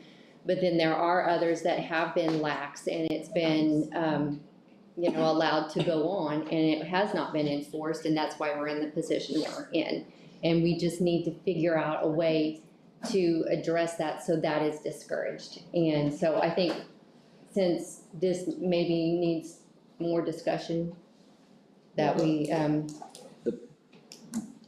Most of the work is done, it just needs to be updated and come back for us. right, but I think what we're talking about is that the discouragement is still not there to continue, to continue. That needs to be, you know, whether you wanna say skin in the game or some kind of some kind of incentive not to let it get to that point. So I think what we did is great, but I think we need to take it a step further. But, you know, maybe we need to just kind of discuss that a little bit more and revisit it next month. So. Thank you, so just for GP, right, sir? Just for GP? Okay, let's move on. Is there anything for CASA? Is she, You're speaking for her, Deb called me this afternoon, she was just coming on a courtesy visit to let you know that she has had an anonymous donor that'll be paying rent for her at Tivoli. The lease is not together yet, that has to be presented to the commissioners, hopefully we'll have that at our Monday meeting, she informed me. She just basically wanted you to know that she's gonna be able to get free rent, at the Tivoli for the rest of this year. good, And that includes utilities as well. that's wonderful. And that's all I have for her, all that you need to discuss. Okay, on to the library board appointment, yes. I'd like to make a motion, we go ahead and reappoint Mrs. Winder. She's been on there. They can stay on for 4 consecutive 4-year terms. She's volunteered, continues to support it. I think that was for acting. Motion made and seconded, any discussion? All those in favor? Motion carried. EMS. Hi, Ginger. Yeah. That was easy. Oh, yeah, we didn't even know anybody was here to discuss that. She's got the paperwork that needs signed. We did have a question I asked Leslie Ann. Do I have to write all 7 members' names in on that first line, or can I just put council members? Just the council members, council president, and So if you wanna sign those 2 sheets, they're attached to the blue one in your green folder. Okay, got It it, says council, and then on the left side tab areas where you actually sign. okay, great. All right, now, Chris. Right. So that I'm clear, Did you wanna do that now so she could maybe go ahead? Does she need it now? Yeah, so she can leave. Sorry, but I'm trying to streamline everything here, maybe too much. Okay, If she remembers, I did the same thing the last time. Oh, she waited this. yes, I'm sorry. Sheila, right here? Yes. Yep, There's 2 of them. yeah, got it. And then Ginger knows that Barb will need to come back and Leslie Ann will have to do the oath. When, okay. Sorry about that.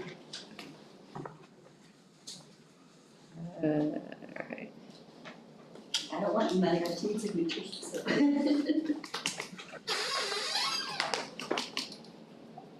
Does anything need to be done with this, or is it? No, it was just.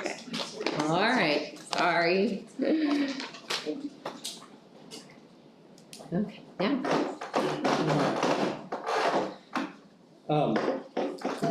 just a couple things, updates for this month.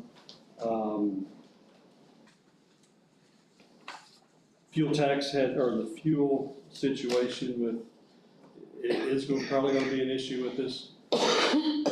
One of the good things is, while I was in the old building, I applied for fuel tax reimbursement. Moving into the new building, I was unable to do that because, and last year with all the, last couple of years with COVID and everything, I was so busy I wasn't able to do it, so I went back and applied for fuel tax over the last 3 years. You go back 3 years. Great. So if everything comes through the way it's supposed to, it'll be around $14,000 coming back from the state. Hopefully that will help our fuel fund to be able to carry us through the year, I'm hoping. good. So. Yeah, and plus, right on the sheriff's side or other, there's that fuel reimbursement fund that has some kind of a balance, and I know it's an internal thing, but that would allow us to spend some of that too, to maybe offset some costs, so. It will for us.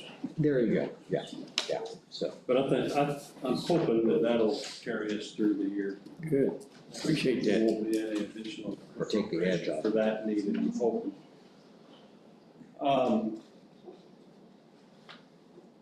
So that I'm clear, as far as raises and everything, we are waiting. You're gonna put numbers together, send it out to the department heads, and then next month, we're gonna revisit Yes, everything. hopefully take action on Okay. that minimum. All right. And that goes as far as bringing people up, part-time up to full-time also next month. Yeah. Hopefully, if Right. that vote goes through. Yeah. Okay. Just so I know where I'm at on things, because I'll be asked. Our current vehicle situation, I sent bid specs out today, hopefully it'll get in front of the commissioners next week. Jim and I've sent Jim to have him kind of look at bid specs for an ambulance. So hopefully we'll have everything ready in the next commissioners meeting or the following? No, it's coming. Okay, to send those specs out or actually to advertise, for bids. You buying a new box and all? Yes, sir. Yeah. Yes. So yeah, that's where we're at on that. The Tahoes, I'll give you an update on those. Right now, the 2010 Tahoe is my frontline vehicle. It's got 202,000 miles on it. The 2015 Tahoe's in the shop right now. It keeps losing power, and they're saying that they think it's the fuel injectors, so it's in for fuel injectors right now, and it's got 188,000 on it. So now we've got the new truck that's got 400 miles on it. It's sitting out here if anybody wants to look at it, but we're having problems getting lights and siren. In fact, I just ordered a light, last week. I ordered a light for a different vehicle, and he told me it's gonna be 10 to 12 weeks to get that light in. So you're looking at that, that's why the new Tahoe's not in service yet, is just we're waiting on lights and siren. I'm sure it's sitting in a shipping container somewhere on the East Coast, but that's where we're at with all the vehicles right now. So hopefully we'll be putting bids out or requesting bids for an ambulance next week sometime. And with the Tahoes, that's where we're at with those. So, and then May 15th through the 21st, National EMS Week. First time, and I'm kind of embarrassed to say, I've been director for a while, and we haven't done it before. We tried to do some things with some other departments before, but we're having our first, hopefully, annual EMS banquet this year, May 18th, 6 p.m. I'd like to invite all of you to that. I'll send out invitations. It'll just be an awards banquet and a meal. So kind of mark that down on your calendars if you're able to attend. Great idea. So I don't have anything else unless you guys have questions. That was on the 18th, you said? May 18th. 6 o'clock? 6 p.m. It'll be out at Abrams Farms. They've been gracious enough to donate the facility to us. Good. So, yeah, so I'll be looking to try to get some of the food donated, and if not, then we'll come up with something. Appreciate that. Thank you. Thank you.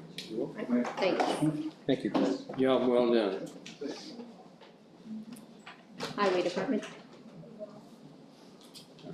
I really don't have a whole lot to report tonight, other than, the Rocky Hill Road Bridge, has been demolished. So it was awarded to CLR. We're going to bid, Franklin Road Bridge and Wasatch Lake Road Bridge, next commissioners meeting. That will be from the ARPA money that was approved. It will also hopes that we will put out bids for Arch Gravel Road. I lost 2 truck drivers last week. They asked that I give you their names, Mr. Jerry Galloway and Brian Oliver, if you wanted to speak with them. I in general don't give names in a meeting, but they wanted me to provide that. They weren't angry with the highway department, but it comes down to truck driving and what truck drivers make elsewhere. I lost my assistant superintendent. This will be his last meeting. He's moving on to new employment. And I received word this evening that I will lose another truck driver in 2 weeks. In regard to the raising the part-time, we really don't have the funds right now to even discuss that, but there would be no sense in raising a truck driver's pay to whatever it is, because we're not even going to get any applicants in. I have 0 applicants at the highway department right now. None for laborers, none for truck drivers, none for operators. So it's gonna be a long summer.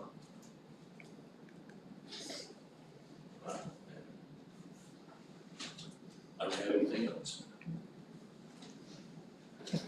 Well, after hearing that, I really don't want to make a statement, but I do want to make a statement. I'm very curious. Why are we asking departments heads to come in if there's no actionable items? Because it seems to me that a lot of these people work real dang hard. You know, and the real words I want to use, you know, is a little more aggressive than that. We ask them to come in here on a Tuesday night when they gotta get up and, you know, do another 8 hours, 12 hours, 10 hours tomorrow, when there's no actionable items. Now, don't get me wrong, I mean, we've seen our EMS, we've seen our 911, we've seen our sheriff. That's great if they wanna come in, but if we're asking them to come in and sit there when there's no actionable items, which is what this is, a business meeting, then there's 2 things that occur with that. First of all, they don't get the time off that they desperately deserve, okay? And the second thing is, it makes this meeting go on for an extra hour. Sorry me for pointing it out, folks, but I'm gonna point it out. Sorry, Kathleen, I skipped you. I'll I try to did be not quick. mean to do that. So as you stated at the beginning of the meeting, this is National Telecommunicator Week, so we are doing some things in-house, that I do every year to recognize my people, so, they do an amazing job. We have had a rough few years, and, I was talking with some employees today, and, 6 of my employees are less than a year of service. So that can make it a little difficult staffing shifts. I do have good news. I have an employee that reached out to me today and asked if they could return back to the dispatch center. So they are still, she left in November, so she's still within the year of separation. That will, for the very first time that I've been here, will put us at full staffing. But then in May, I lose one because she's graduating nursing school, and I can't blame her for going to be a nurse. So, I do have a couple of applications that are in, of some prospects to quickly fill that position, so we should not be down for too long. Radio project, everything has been installed and tested, we turned everything on, and then we had some modulation issues. So we currently kind of backed off just a little bit. We are currently working on a backup system within dispatch until we can get some of those modulation issues and kind of some radios fighting against each other, that kind of stuff figured out. CAD server move did happen, however, we do still have some follow-up to do with that. We do not have our IDAX integration. So our end users, deputies, Spencer Police Department, they're not able to run their own B&B functions. They have to request all of that information through dispatch. So that just kind of puts a little more work on us, but I am working with Fourth Phase to get all of that stuff fixed and hopefully get that fixed here soon. And I believe that's all that I have tonight, because I don't have any transfers or appropriations, so unless you guys have anything for me. Thank you. Appreciate your service. Thank you. Okay, Sheriff's Department. I don't know what's good news or bad news, JD, you bring it up, I'm not gonna bring up any bad news, so I've got all bad news over here, so. My salary is based off prosecutor's pay, my salary goes from July 1st to July 1st, it's different than everybody else's. We got a salary increase, starts July 1st, I know some people already think I make too much money, but I've only got 8 more months, so. Just have to deal with it, but we need gonna need an appropriation and Sheila has the figures for you. It's the bottom sheet of your files in front of you. I do make a recommendation. Oh, yeah. We're gonna make a recommendation when we go to budget hearings this year. We need to add a certain amount for that for every year. If they don't get nothing, then you don't have to spend it. But if we don't budget Have a for separate it, line. we're gonna be short-handed in that, and that's what we are right now, so we're gonna need this appropriation.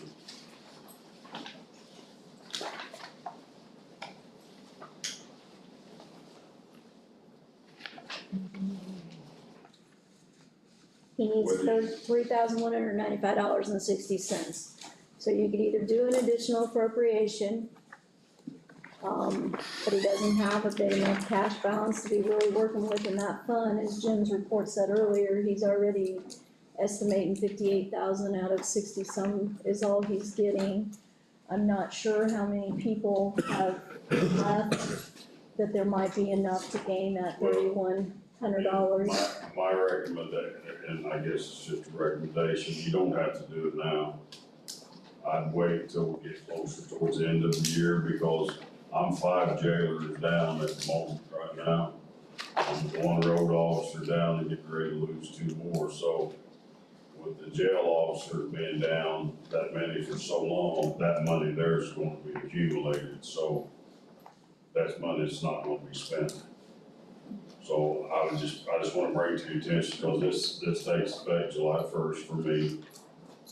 So at the end of the year, maybe towards October or something like that, we'll look and see where we're at with finances on the payroll side of it. And there might be enough money left over to take care of this issue here tonight. And I think there's going to be, so. Duly noted. Should we at least establish for the record that we are gonna acknowledge this change, effective July 1st, and, from a salary ordinance standpoint, should we go ahead and get that part on the books? I'll second that if you Okay. That was a motion? Yes, there you go. A We can handle the appropriation stuff later, but, Yeah. okay. motion made by Anton, seconded by Chuck, any discussion? All those in favor? Carried, That's all I got. okay. All right, the salary I'll ordinance make a motion that we confirmations. authorize the president to sign all of the salary ordinances as presented. Second. Motion made by Andy, seconded by Chuck, any discussion? All those in favor? Motion carried. All right, the resolutions. Okay. We got 2, one short, one medium. Both of these are internal, but because of the State Board of Accounts. This first one is the lit edit. Historically, for year after year, it's all been in Fund 7332. State Board of Accounts took exception. 7332 is a pass-through, and so a new fund has been set up for 1112. This is just simply to authorize the auditor to take the cash balance out of 7332, put it into 1112. There's no additional appropriations or expenditures. This is a resolution, it's number 2022005. Whereas a resolution by the Owen County Council authorizing the Owen County Auditor to transfer the cash balance in Fund 7332, Lit Economic Development, into Fund 1112, Lit Economic Development. Whereas Indiana Code 36232, the Owen County Council has designated the county fiscal body. Whereas the State Board of Accounts audit of Owen County for the calendar year of 2020, the auditors took exception to the internal structure of Fund 7332, Lit Edit. And whereas the State Board of Accounts informed the Owen County Auditor to establish a new fund to monitor the appropriation expenditures from Lit Economic Development distributions. And whereas the Owen County Auditor established Fund 1112, Lit Economic Development, to regulate the receipts of revenue appropriations and expenditures. Whereas Fund 7332, Lit Economic Development, shall continue as a pass-through fund for revenue distribution. Whereas on March 31st of the year 2022, Fund 7332 had a cash balance of $389,691.68. Now therefore be it resolved by the Owen County Council the following: Section 1, transfer. The Owen County Auditor is hereby authorized to transfer the remaining cash fund in Fund 7332 into Fund 1112, Lit Economic Development. Fund 7332 will continue to operate as a pass-through fund. This resolution shall be in full force and effect immediately upon its adoption and publication required by law. Passed and adopted by the Owen County Council in a regular meeting held on today's date of April 2022. Owen County Council, Polly Chesser, Earl Keith, Andy Wood, Amy Casebear, Anton Neff, Chuck Hess, and Nick Robertson, if so passed, attested by Sheila Reeves Auditor.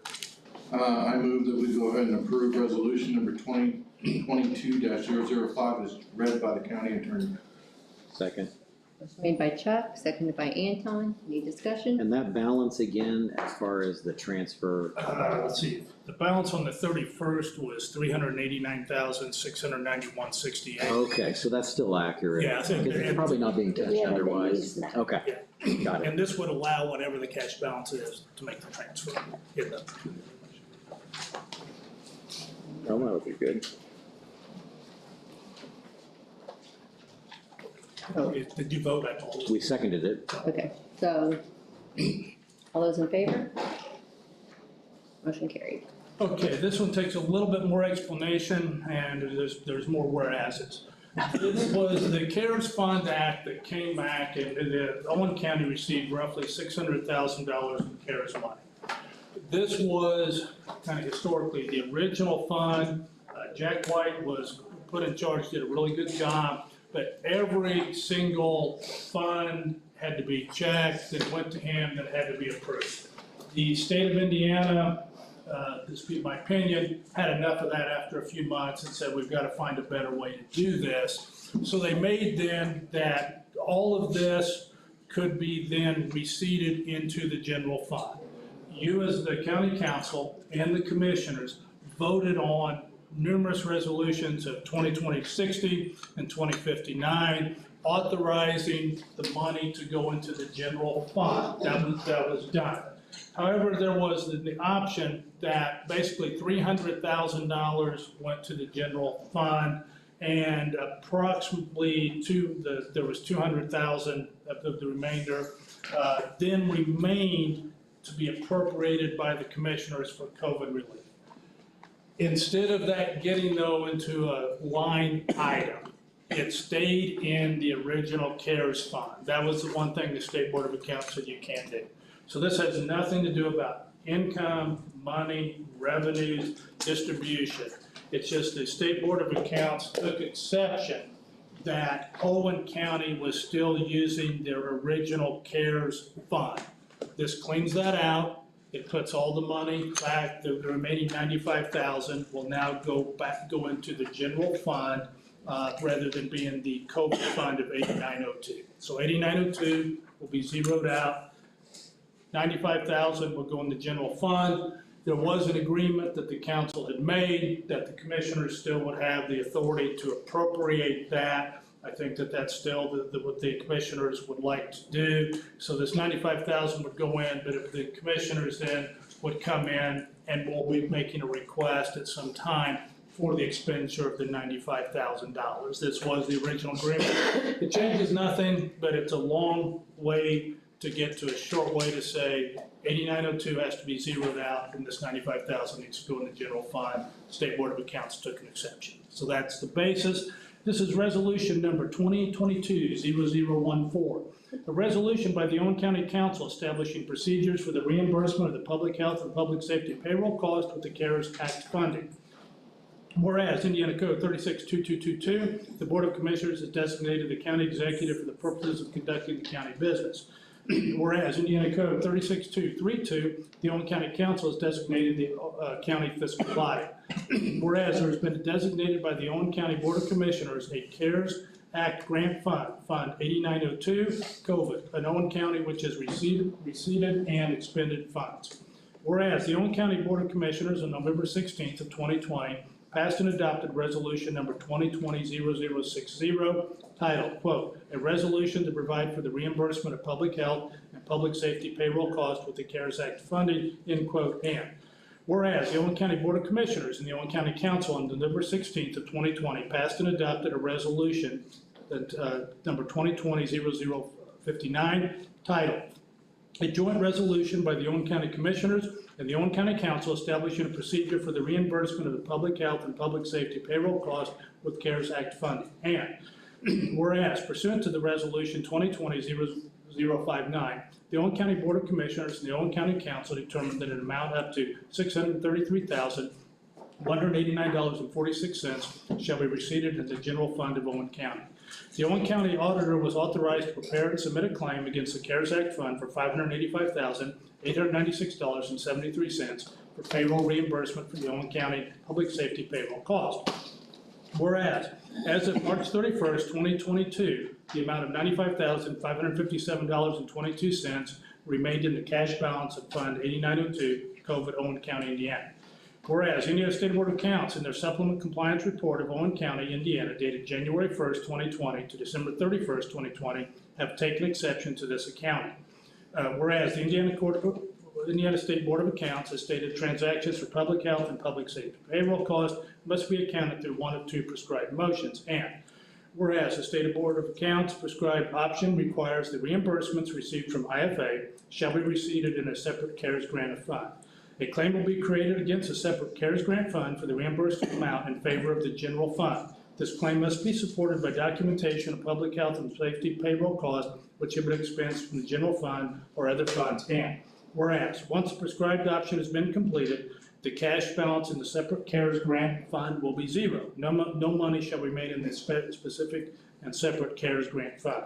Now there be it resolved by the Owen County Council hereby establishes the following procedure for reimbursement of the public health and public safety payroll costs of the CARES Act fund. Section 1 amount.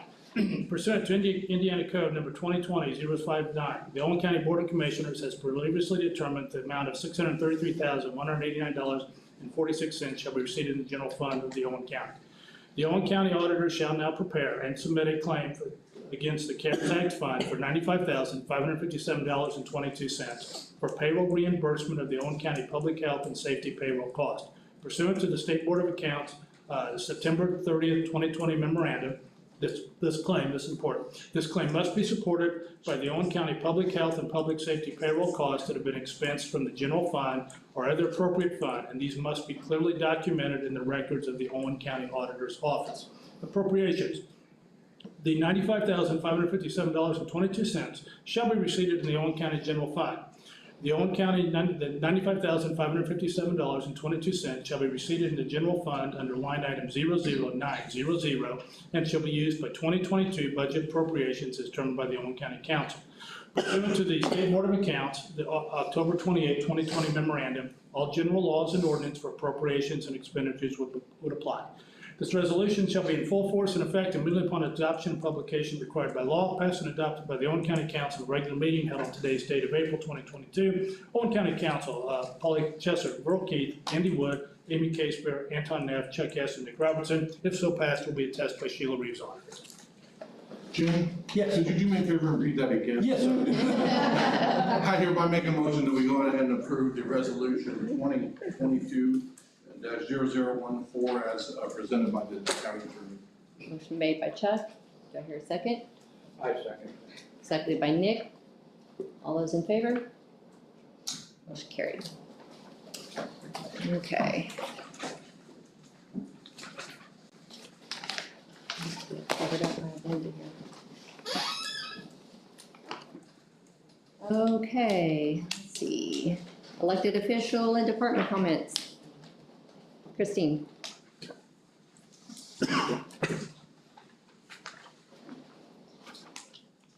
Mine is basically just an FYI. We do not need any action taken today. However, I wanted to give you an update on the health department building. We, back in October, were told that we would need to leave because of structural issues.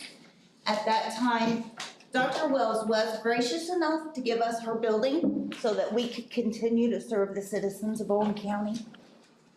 So, you know, and that's what it was all about. We weren't trying to, do anything else. The commissioners had told us they wanted us back in that building. There was just no way that we could provide the service that needed to be taken care of from that building, because I doubt that any one of you would have wanted to walk past someone performing a COVID test to come into the health department for general business. So Basically, we just wanted to let you know that we're being told now that the commissioners are making other plans for that building that we may, because we vacated it. So we may need some financial direction from you guys as far as the health board needing to find our own location and pay rent. So, and there is an IC code that says that the health board is to supply offices, equipment, and facilities. So, but as far as I know, that's never happened as long as there's been a health department in Owen County. Is there a time frame on this? For when the building gets fixed. I mean, we're at a point now where things have slowed down enough that we were gonna bring just general office stuff back down here and leave testing and vaccines down there. Because they don't need us all the time, because basically we were having to, perform double duty. They couldn't operate without us. Things have slowed down. So like, food services, me, John, Sandy, we could go back. But we're being told they have other, plans for that building. So I know you have a lot of grants and different, and you have your own fund. So I mean, is there anything that would be able to pay rent on a building or anything like that, or what would be the? I mean, the grants and stuff that we have, those are, limited. COVID will, I assume, run out at some point. And even if, testing will be done June 30th. We will then just take it on in the health department by appointments. But there will not be a clinic open 6 days a week to people. They will have to call us and make an appointment. What is this other plan of using that area for? They were going to move veteran services and EMA into the old health department building. And then I was told if we stay there, they were gonna crunch those people in there with us, which that can't happen because of HIPAA. If we weren't trying to do anything out of the way or against anyone, we just wanted to do our jobs and do them safely.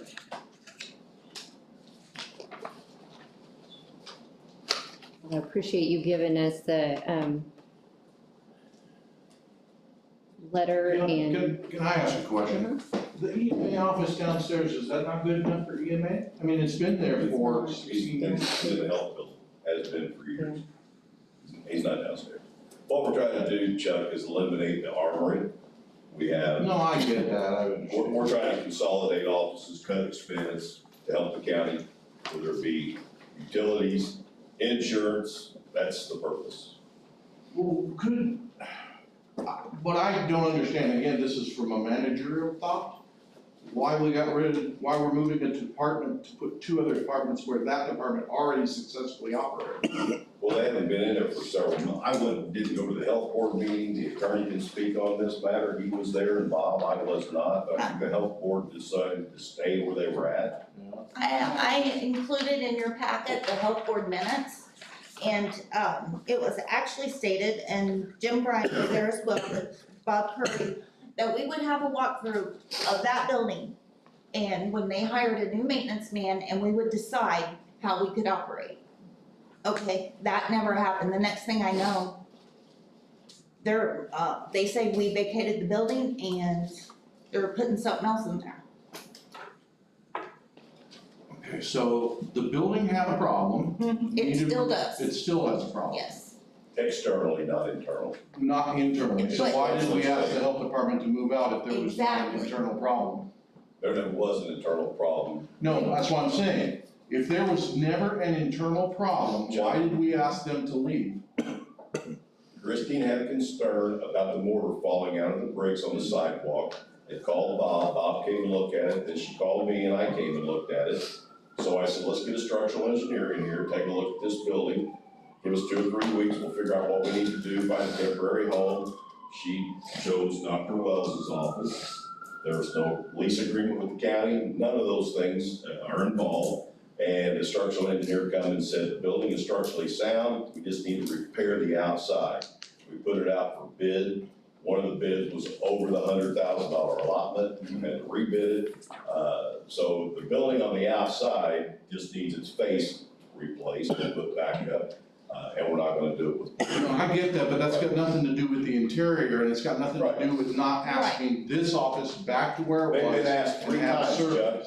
They've been asked 3 times. We have not, but we're not given proper space to perform jobs. I mean, like I said, we have one entrance, that side entrance is closed off because of this issue. The sidewalk, everything, can't use that side door.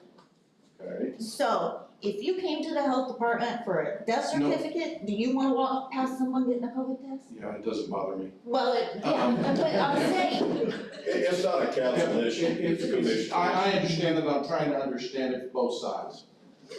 So you're right, because it's not a council issue, right, and that's you need why. financials, you do need financial help. Yeah. So what I would like to see is if you, next month, can you come back, bring us what possibility funding you have that could we create this new place to put you in, and maybe a possibility of some area numbers. And yes, and that's what I basically wanted to throw out here. I need direction on how to do that. Obviously, I've never done that. So the health board, we're having an emergency health board meeting on the 29th. So if anybody would like to attend that, it's at 6 o'clock. So. Sorry to happen to you, but you know, sometimes things just happen. Well, let's meet next month and bring us the numbers. I can do that. Thank you. Thanks, Christine. Any other elected official and department comments? So, my question to the council is, I just wanna find out about the, bonus money that all the county employees received. Where we are with that, is that final, is it done, is my department not getting looked at to get bonuses like everybody else? If we are, I mean, if they're done and final, I guess we would like to know, because we kind of keep getting told things, but nothing official of what's going on, what's being requested from my office. I've not heard from the lawyer, I've not heard from commissioners, I've not heard it from anybody. Is there something asked from me specifically? You did look into if that was, Any inquiry that I've been approached on, I looked at. so, well, I mean, tell her what your family, Well, sure, the answer is pretty clear. As far as the premium pay went out weeks ago. And it was approved by the commissioners and it was approved by the county council. There were, by memory, there were a number of actual buckets, and then there were actual obligations, and it has to go completely based on, you have to be an employee, 1, and then 2, that it cannot reach over a threshold of roughly, I could be wrong, it's either 113 or 116%, it's one of those 2. So they take the amount that was turned into payroll, and then they multiply that, and anyone that premium pay would be over that. The amount of money that the auditor received as far as how much were paid for some specific individuals in the coroner's office were very few hours as far as what was reported. It was looked at by Barnes and Thornburg, it was looked by myself, it was looked at by the auditor. There was consensus by all that it did not come close to that percent. There was no way with the Department of Treasury's rule that would be allowed. The Department of Treasury has been very, very specific and been crystal clear that any money that does not meet the parameters must be repaid. So yes, it's my understanding that all these issues have been looked at, the checks have been distributed, and that the premium paid for the calendar year 2021 has been fully distributed. so it was looked into, and I mean, and that's why we hired Barnes and Thornburg, so we would not have to have that paid. My question was, basically, so it is done and over with. But my other concern was, if there was something needed for my office, or just in general, so I can tell my employees, because they hear they're getting a bonus, because all in-county employees are getting a bonus, except for my employees, so Well, And nobody has I mean, said the, anything to me or came to me. The last thing I said, I talked to Gary, and I said, I had called him and I said, are my people gonna be involved? You know, are they gonna be included in this? Cause we get left out of everything. So are my people gonna get included? He says, yes, you need to turn in your hours to the auditor's office. So I've done that and never heard a word from anybody on what was going on, why my people weren't getting it, nothing. when was that, Gary, when was that? It's way back when it all first started, and again, it was based on hours worked, I have no idea what our people worked, that was why. So what you have we in turned it front into the of auditor's you- office. I was told that you guys were making a decision on it tonight, obviously that information was wrong too, because I'm getting second and third hand information, so, and every time I ask somebody, nobody knows anything, so I thought the best place to bring it up was here, and I put it in you guys' packets, what my employees work, what I work. So, these were, I mean, are they paid hourly or are they paid by case? Cause My employees are paid by case, but they are required to do two 24-hour shifts a week. So they're required to be on call for 40, not really on call, but in a sense, on call. They're required to be within the county. They can't be more than 30 minutes away from the office in order to, if we have a call, that they can respond.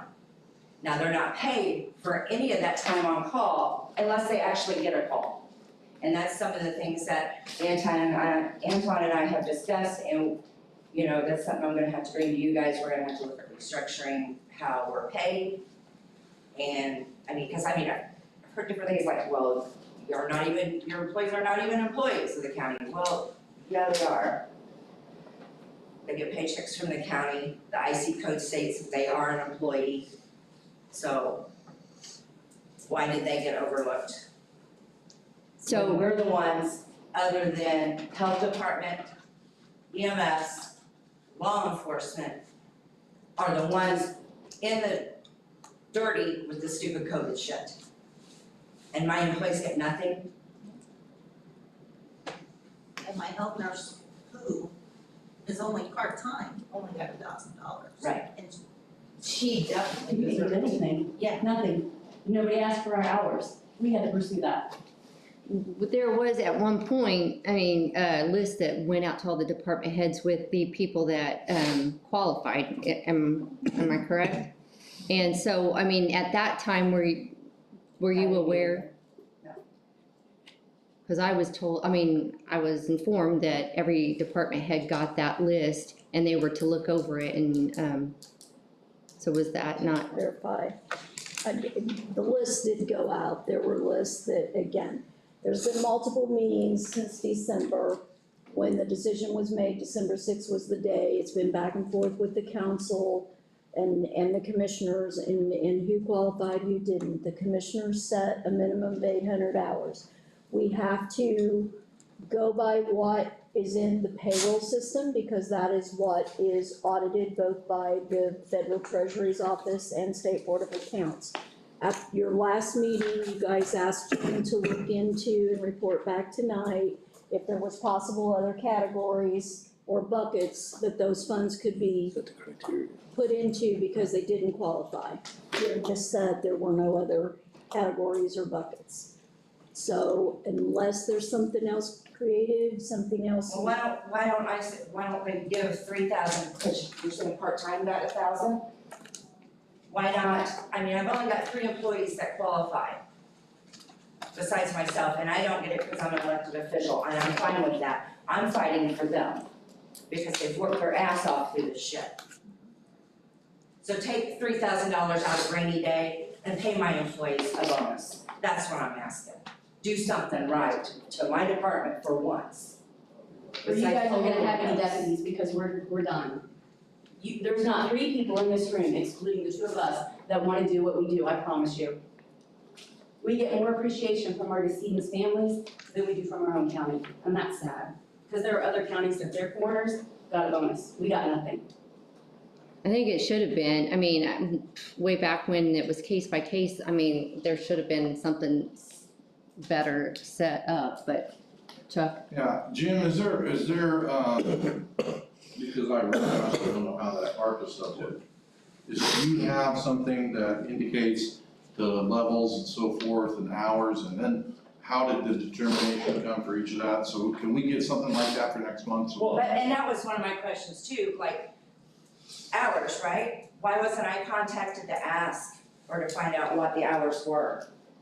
Like, nobody has called me or said anything, nobody. You mean you didn't know that there was a threshold of No. certain number? Well, I mean, that kind of went back and forth several, I mean, so if you had listened to a commissioner's meeting or a council meeting, that would have been, you would have been aware, but go ahead, you asked Jim. Yeah, But like what Chuck said a while ago, why do department heads have to be here if they're not on the agenda? Well, this is why they have to be here. But And I don't get paid to come here. But I mean, So I don't get paid hourly. So when I Excuse come to me, these meetings, can I say something? yes. It is recorded, so I mean, you don't have to be here, you can listen And to I've it. watched them on the live stream, and I've listened to them when I can't be here, but that doesn't mean I always catch everything, or not that everything's always clear when it comes through on the recording. Or works at all, having a voice. Chuck, to the answer to your question, there's no question, or even issue about them being employees, and there's no question about whether they even should be deserving. What was turned into payroll, and I will not have these correct, because I'm saying member, but what was turned in were very small numbers of hours. I believe one might even been like single digits, or 12 or 13, just somewhere in that range. Though those amount of hours come into conflict when I believe there's a list of 5 different things when you look at premium pay, okay? 4 of them were fine, but on the 5th one, the total amount, so the $1,000 amount was way over 100% than what were the hours turned in. I'm not talking about hours on call, but the amount that the auditor had, they weren't close. There was no way even, to round. So that's why on part-time, there's a cutoff for 800 hours, and I believe there was something in the range of 12 or 1,300 hours for full-time, because you have to check that box. That's the whole issue, is what Sheila said is the auditor, when they come back and take a look at this, they're gonna just say, show us the payroll records that you have. Well, for most people, it's 35 hours times 52 weeks. I mean, there's not even an issue. But in this particular case, with the 3 individuals, the hours on the payroll were too low. There was no way to meet that threshold. Therefore, from the Department of Treasury, the answer is simply no. There's nothing to do with as far as ability or anything like that, or deserve. It's just under that criteria, it didn't fit. Well, I think. We're not paid hourly, that's the whole thing, you guys are getting, whether we're lead on case, we get a certain amount, or we're assistant, we don't get paid hourly. So how would you know what our hours are when nobody ever asked? Look, I'm sure that shows that we're way over 800 hours for the 3 she's asking for. And if we go by hours, we get full-time, Amber. And a lot of this stinks, because I know Chris has several EMTs and paramedics that were part-time that didn't make that threshold, and they were out there among COVID. I think what we need the premium pay is already done. What I think we need to discuss and maybe revisit next month is whether we can come up with something to compensate your employees, because I understand, and I'm very sympathetic with, you're out there with all of this, and I think that's. We're dealing with things that are way worse than COVID, so COVID is our last concern, really. But, so I think that's something that maybe we can discuss among ourselves and revisit next month if there's some, compensation that we can come up with. And I know some of this has brought up questions and stuff, and that's what Anton and I have briefly discussed and had short conversations about. Then we need to look at maybe restricting the pay. And I'll tell you, there was a time in the county, and this was before my husband's term as coroner, that the coroners were paid salary. And they were paid every 2 weeks, just like every other, and they made like $36 every 2 weeks. And that's why he changed it when he got in, because they went from making $36 every 2 weeks to making something that was worth going on a run for. And just to support them, I was underneath Stan, her husband, for over 2 years as a deputy recorder. And I was also a pathologist assistant. But folks, some of the things that these people see, you would not want to see. Oh, I'm sure, Thank you. I'm sure, I could not do what you guys do. And I appreciate the fact And that it you just- do. Yes, and I'm sorry, I got a little emotional, but it's very upsetting to me because the issue was, because I was questioning at the very beginning of it, are my people gonna get included? Please tell me, let me, please include me on this stuff. I need to know, if I'm gonna fight for them to get it, I need to know how to fight it. And if you're not getting the emails that are going out, maybe that's an issue that needs to be, looked at as well, so. But let's discuss that and then we'll revisit that next month, if that.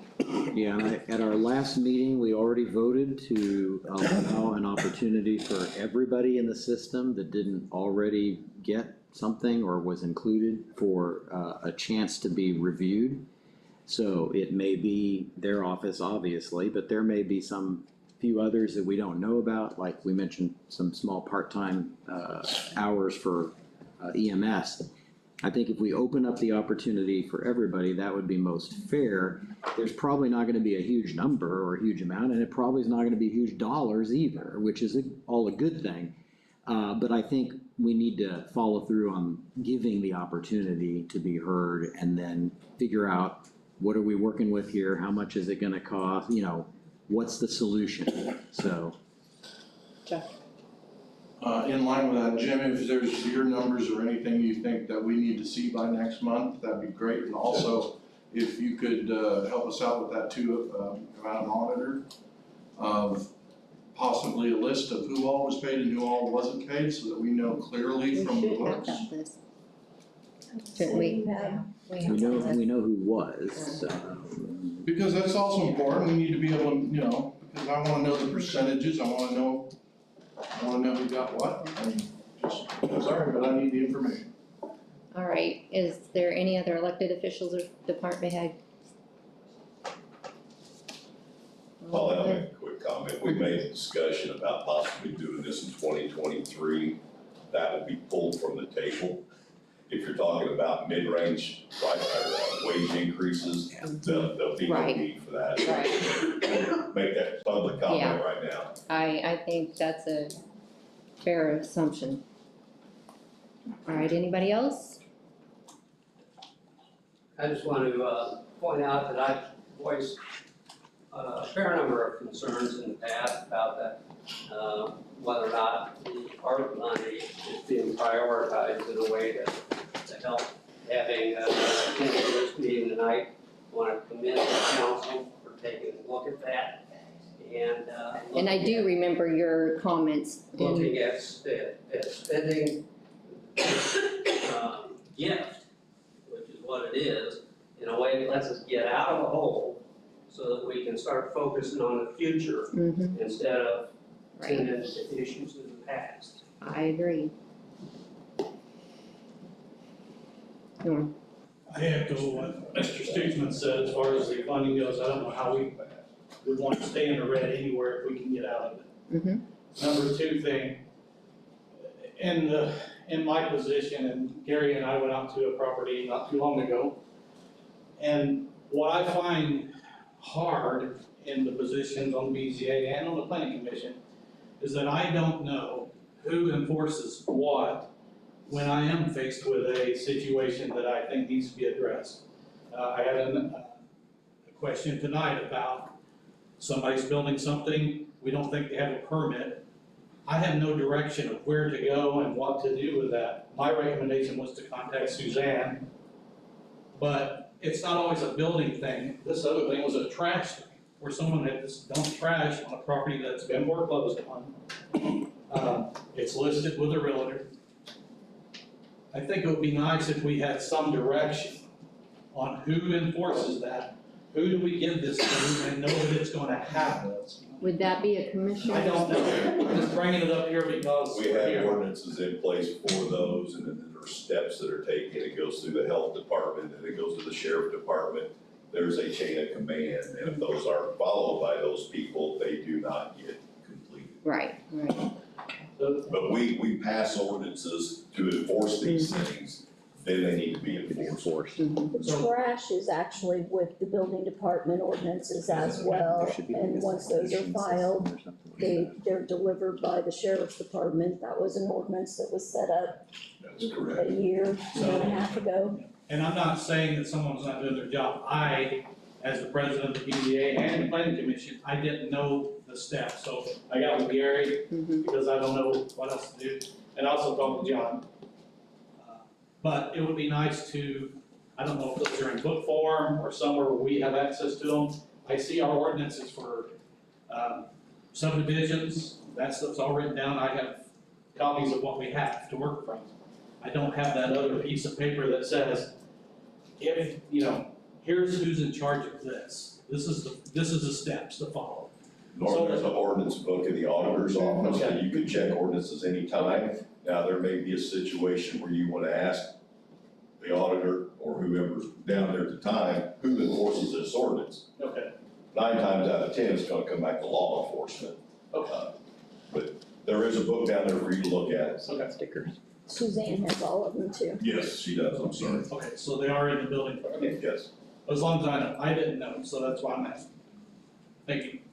All right, any more public comments? Madam President, can the board advise if anything has been, any new steps, any new information, anything else regarding the Holiday pay. that we discussed? I think that's something that would be very beneficial to bring up at our wage committee meeting on Well, the only issue I have with that, Madam President, is it doesn't sound like anything's going to happen as far as, I'm not really sure why the policy changed in the first place, but it did. I guess it is what it Yeah, is. I'm not sure either. I guess it is what it is, it's set at 8 hours, but technically where we're at right now is half the emergency responder people were paid full holiday pay, the rest of us weren't.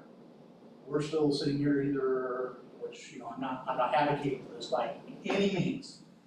I'm not advocating for those people to have to pay that money back, but fair is fair, we always talk about that here, fair is fair. I did the math today, you're talking about somewhere between $750 and $1,000, that's a lot of money. And it's just growing, because we just had holiday pay again. Then if it gets determined that we're going back to our pay by what you work, that money is just building, plus it's not building my checking account. So, I'm assuming there's nothing new on that. Not at this time.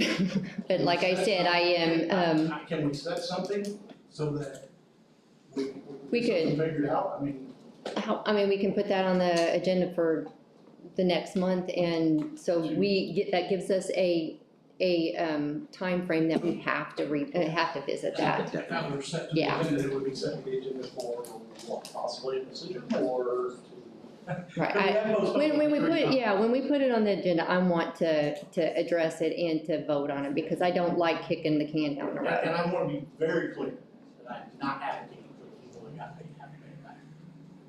They don't have to pay it back, and We my already- motion yeah. was clear that they were not gonna have to pay it back. I didn't, did that get passed, Chuck? I wanted that. It did. Of course.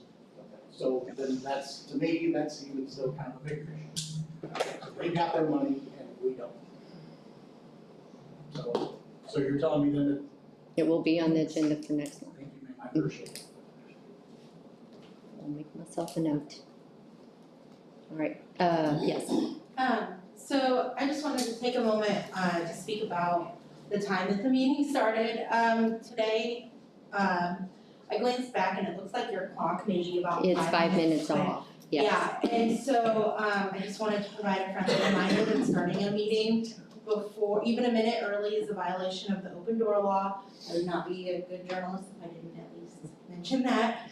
And the last month's meeting, it looks like that clock must be going progressively faster because last month's meeting was like a minute or two and tonight's was 4 to 5 minutes. And So, you know, the purpose of that, of course, is Right, just. somebody needs to fix the. Yeah. Yeah, the purpose being, you know, the public should be able to be at meetings, Right. of course. And then, you know, I say this because I have a lot of respect for all of you, but violations of it can lead to litigation and reversal of decisions made at that meeting, because it could be considered an illegal meeting. So just a kind of friendly reminder, I'm not saying I'm doing anything, I just wanted to do that, and so thanks Well, for we the will comment. definitely make a note of that and For fix what the you clock for next, next month.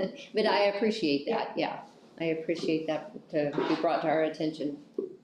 Any more public comments? Okay, attorney comments? No. Auditor? No. Anybody on the council? Yeah, one last thing. I think we should not require department heads to be here if they have no desire to be here. Is Or there a if they do not have- requirement that they have to be here? If I see every month, I see Well, I think it's. people who are here, EMS, 911 dispatch, highway department, sheriff's department, and in the last 3 months alone, I've heard that I don't really have anything, but here's what's happening here. And that's not that I put it on, I mean, It has been since I've started that those were just standards that were there at one time. Andy did ask that the highway No, I be put on disagree, there. because I've done this for 12 years and I've never seen this amount of things on a list. I know it was asked that those departments, and specifically the highway, was asked to be put on there at some point, just because of the updates coming along sometime last year.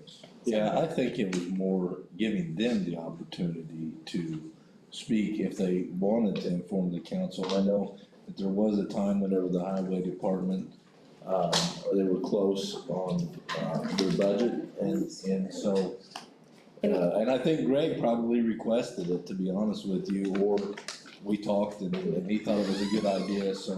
it may be, oh, I'm sorry, I didn't mean to No, interrupt, I but don't maybe think- what we need to do instead is if they have something, you know, get a hold of us, otherwise they will be under the elected official and department comments. That sounds Does that sound like a good plan? Okay.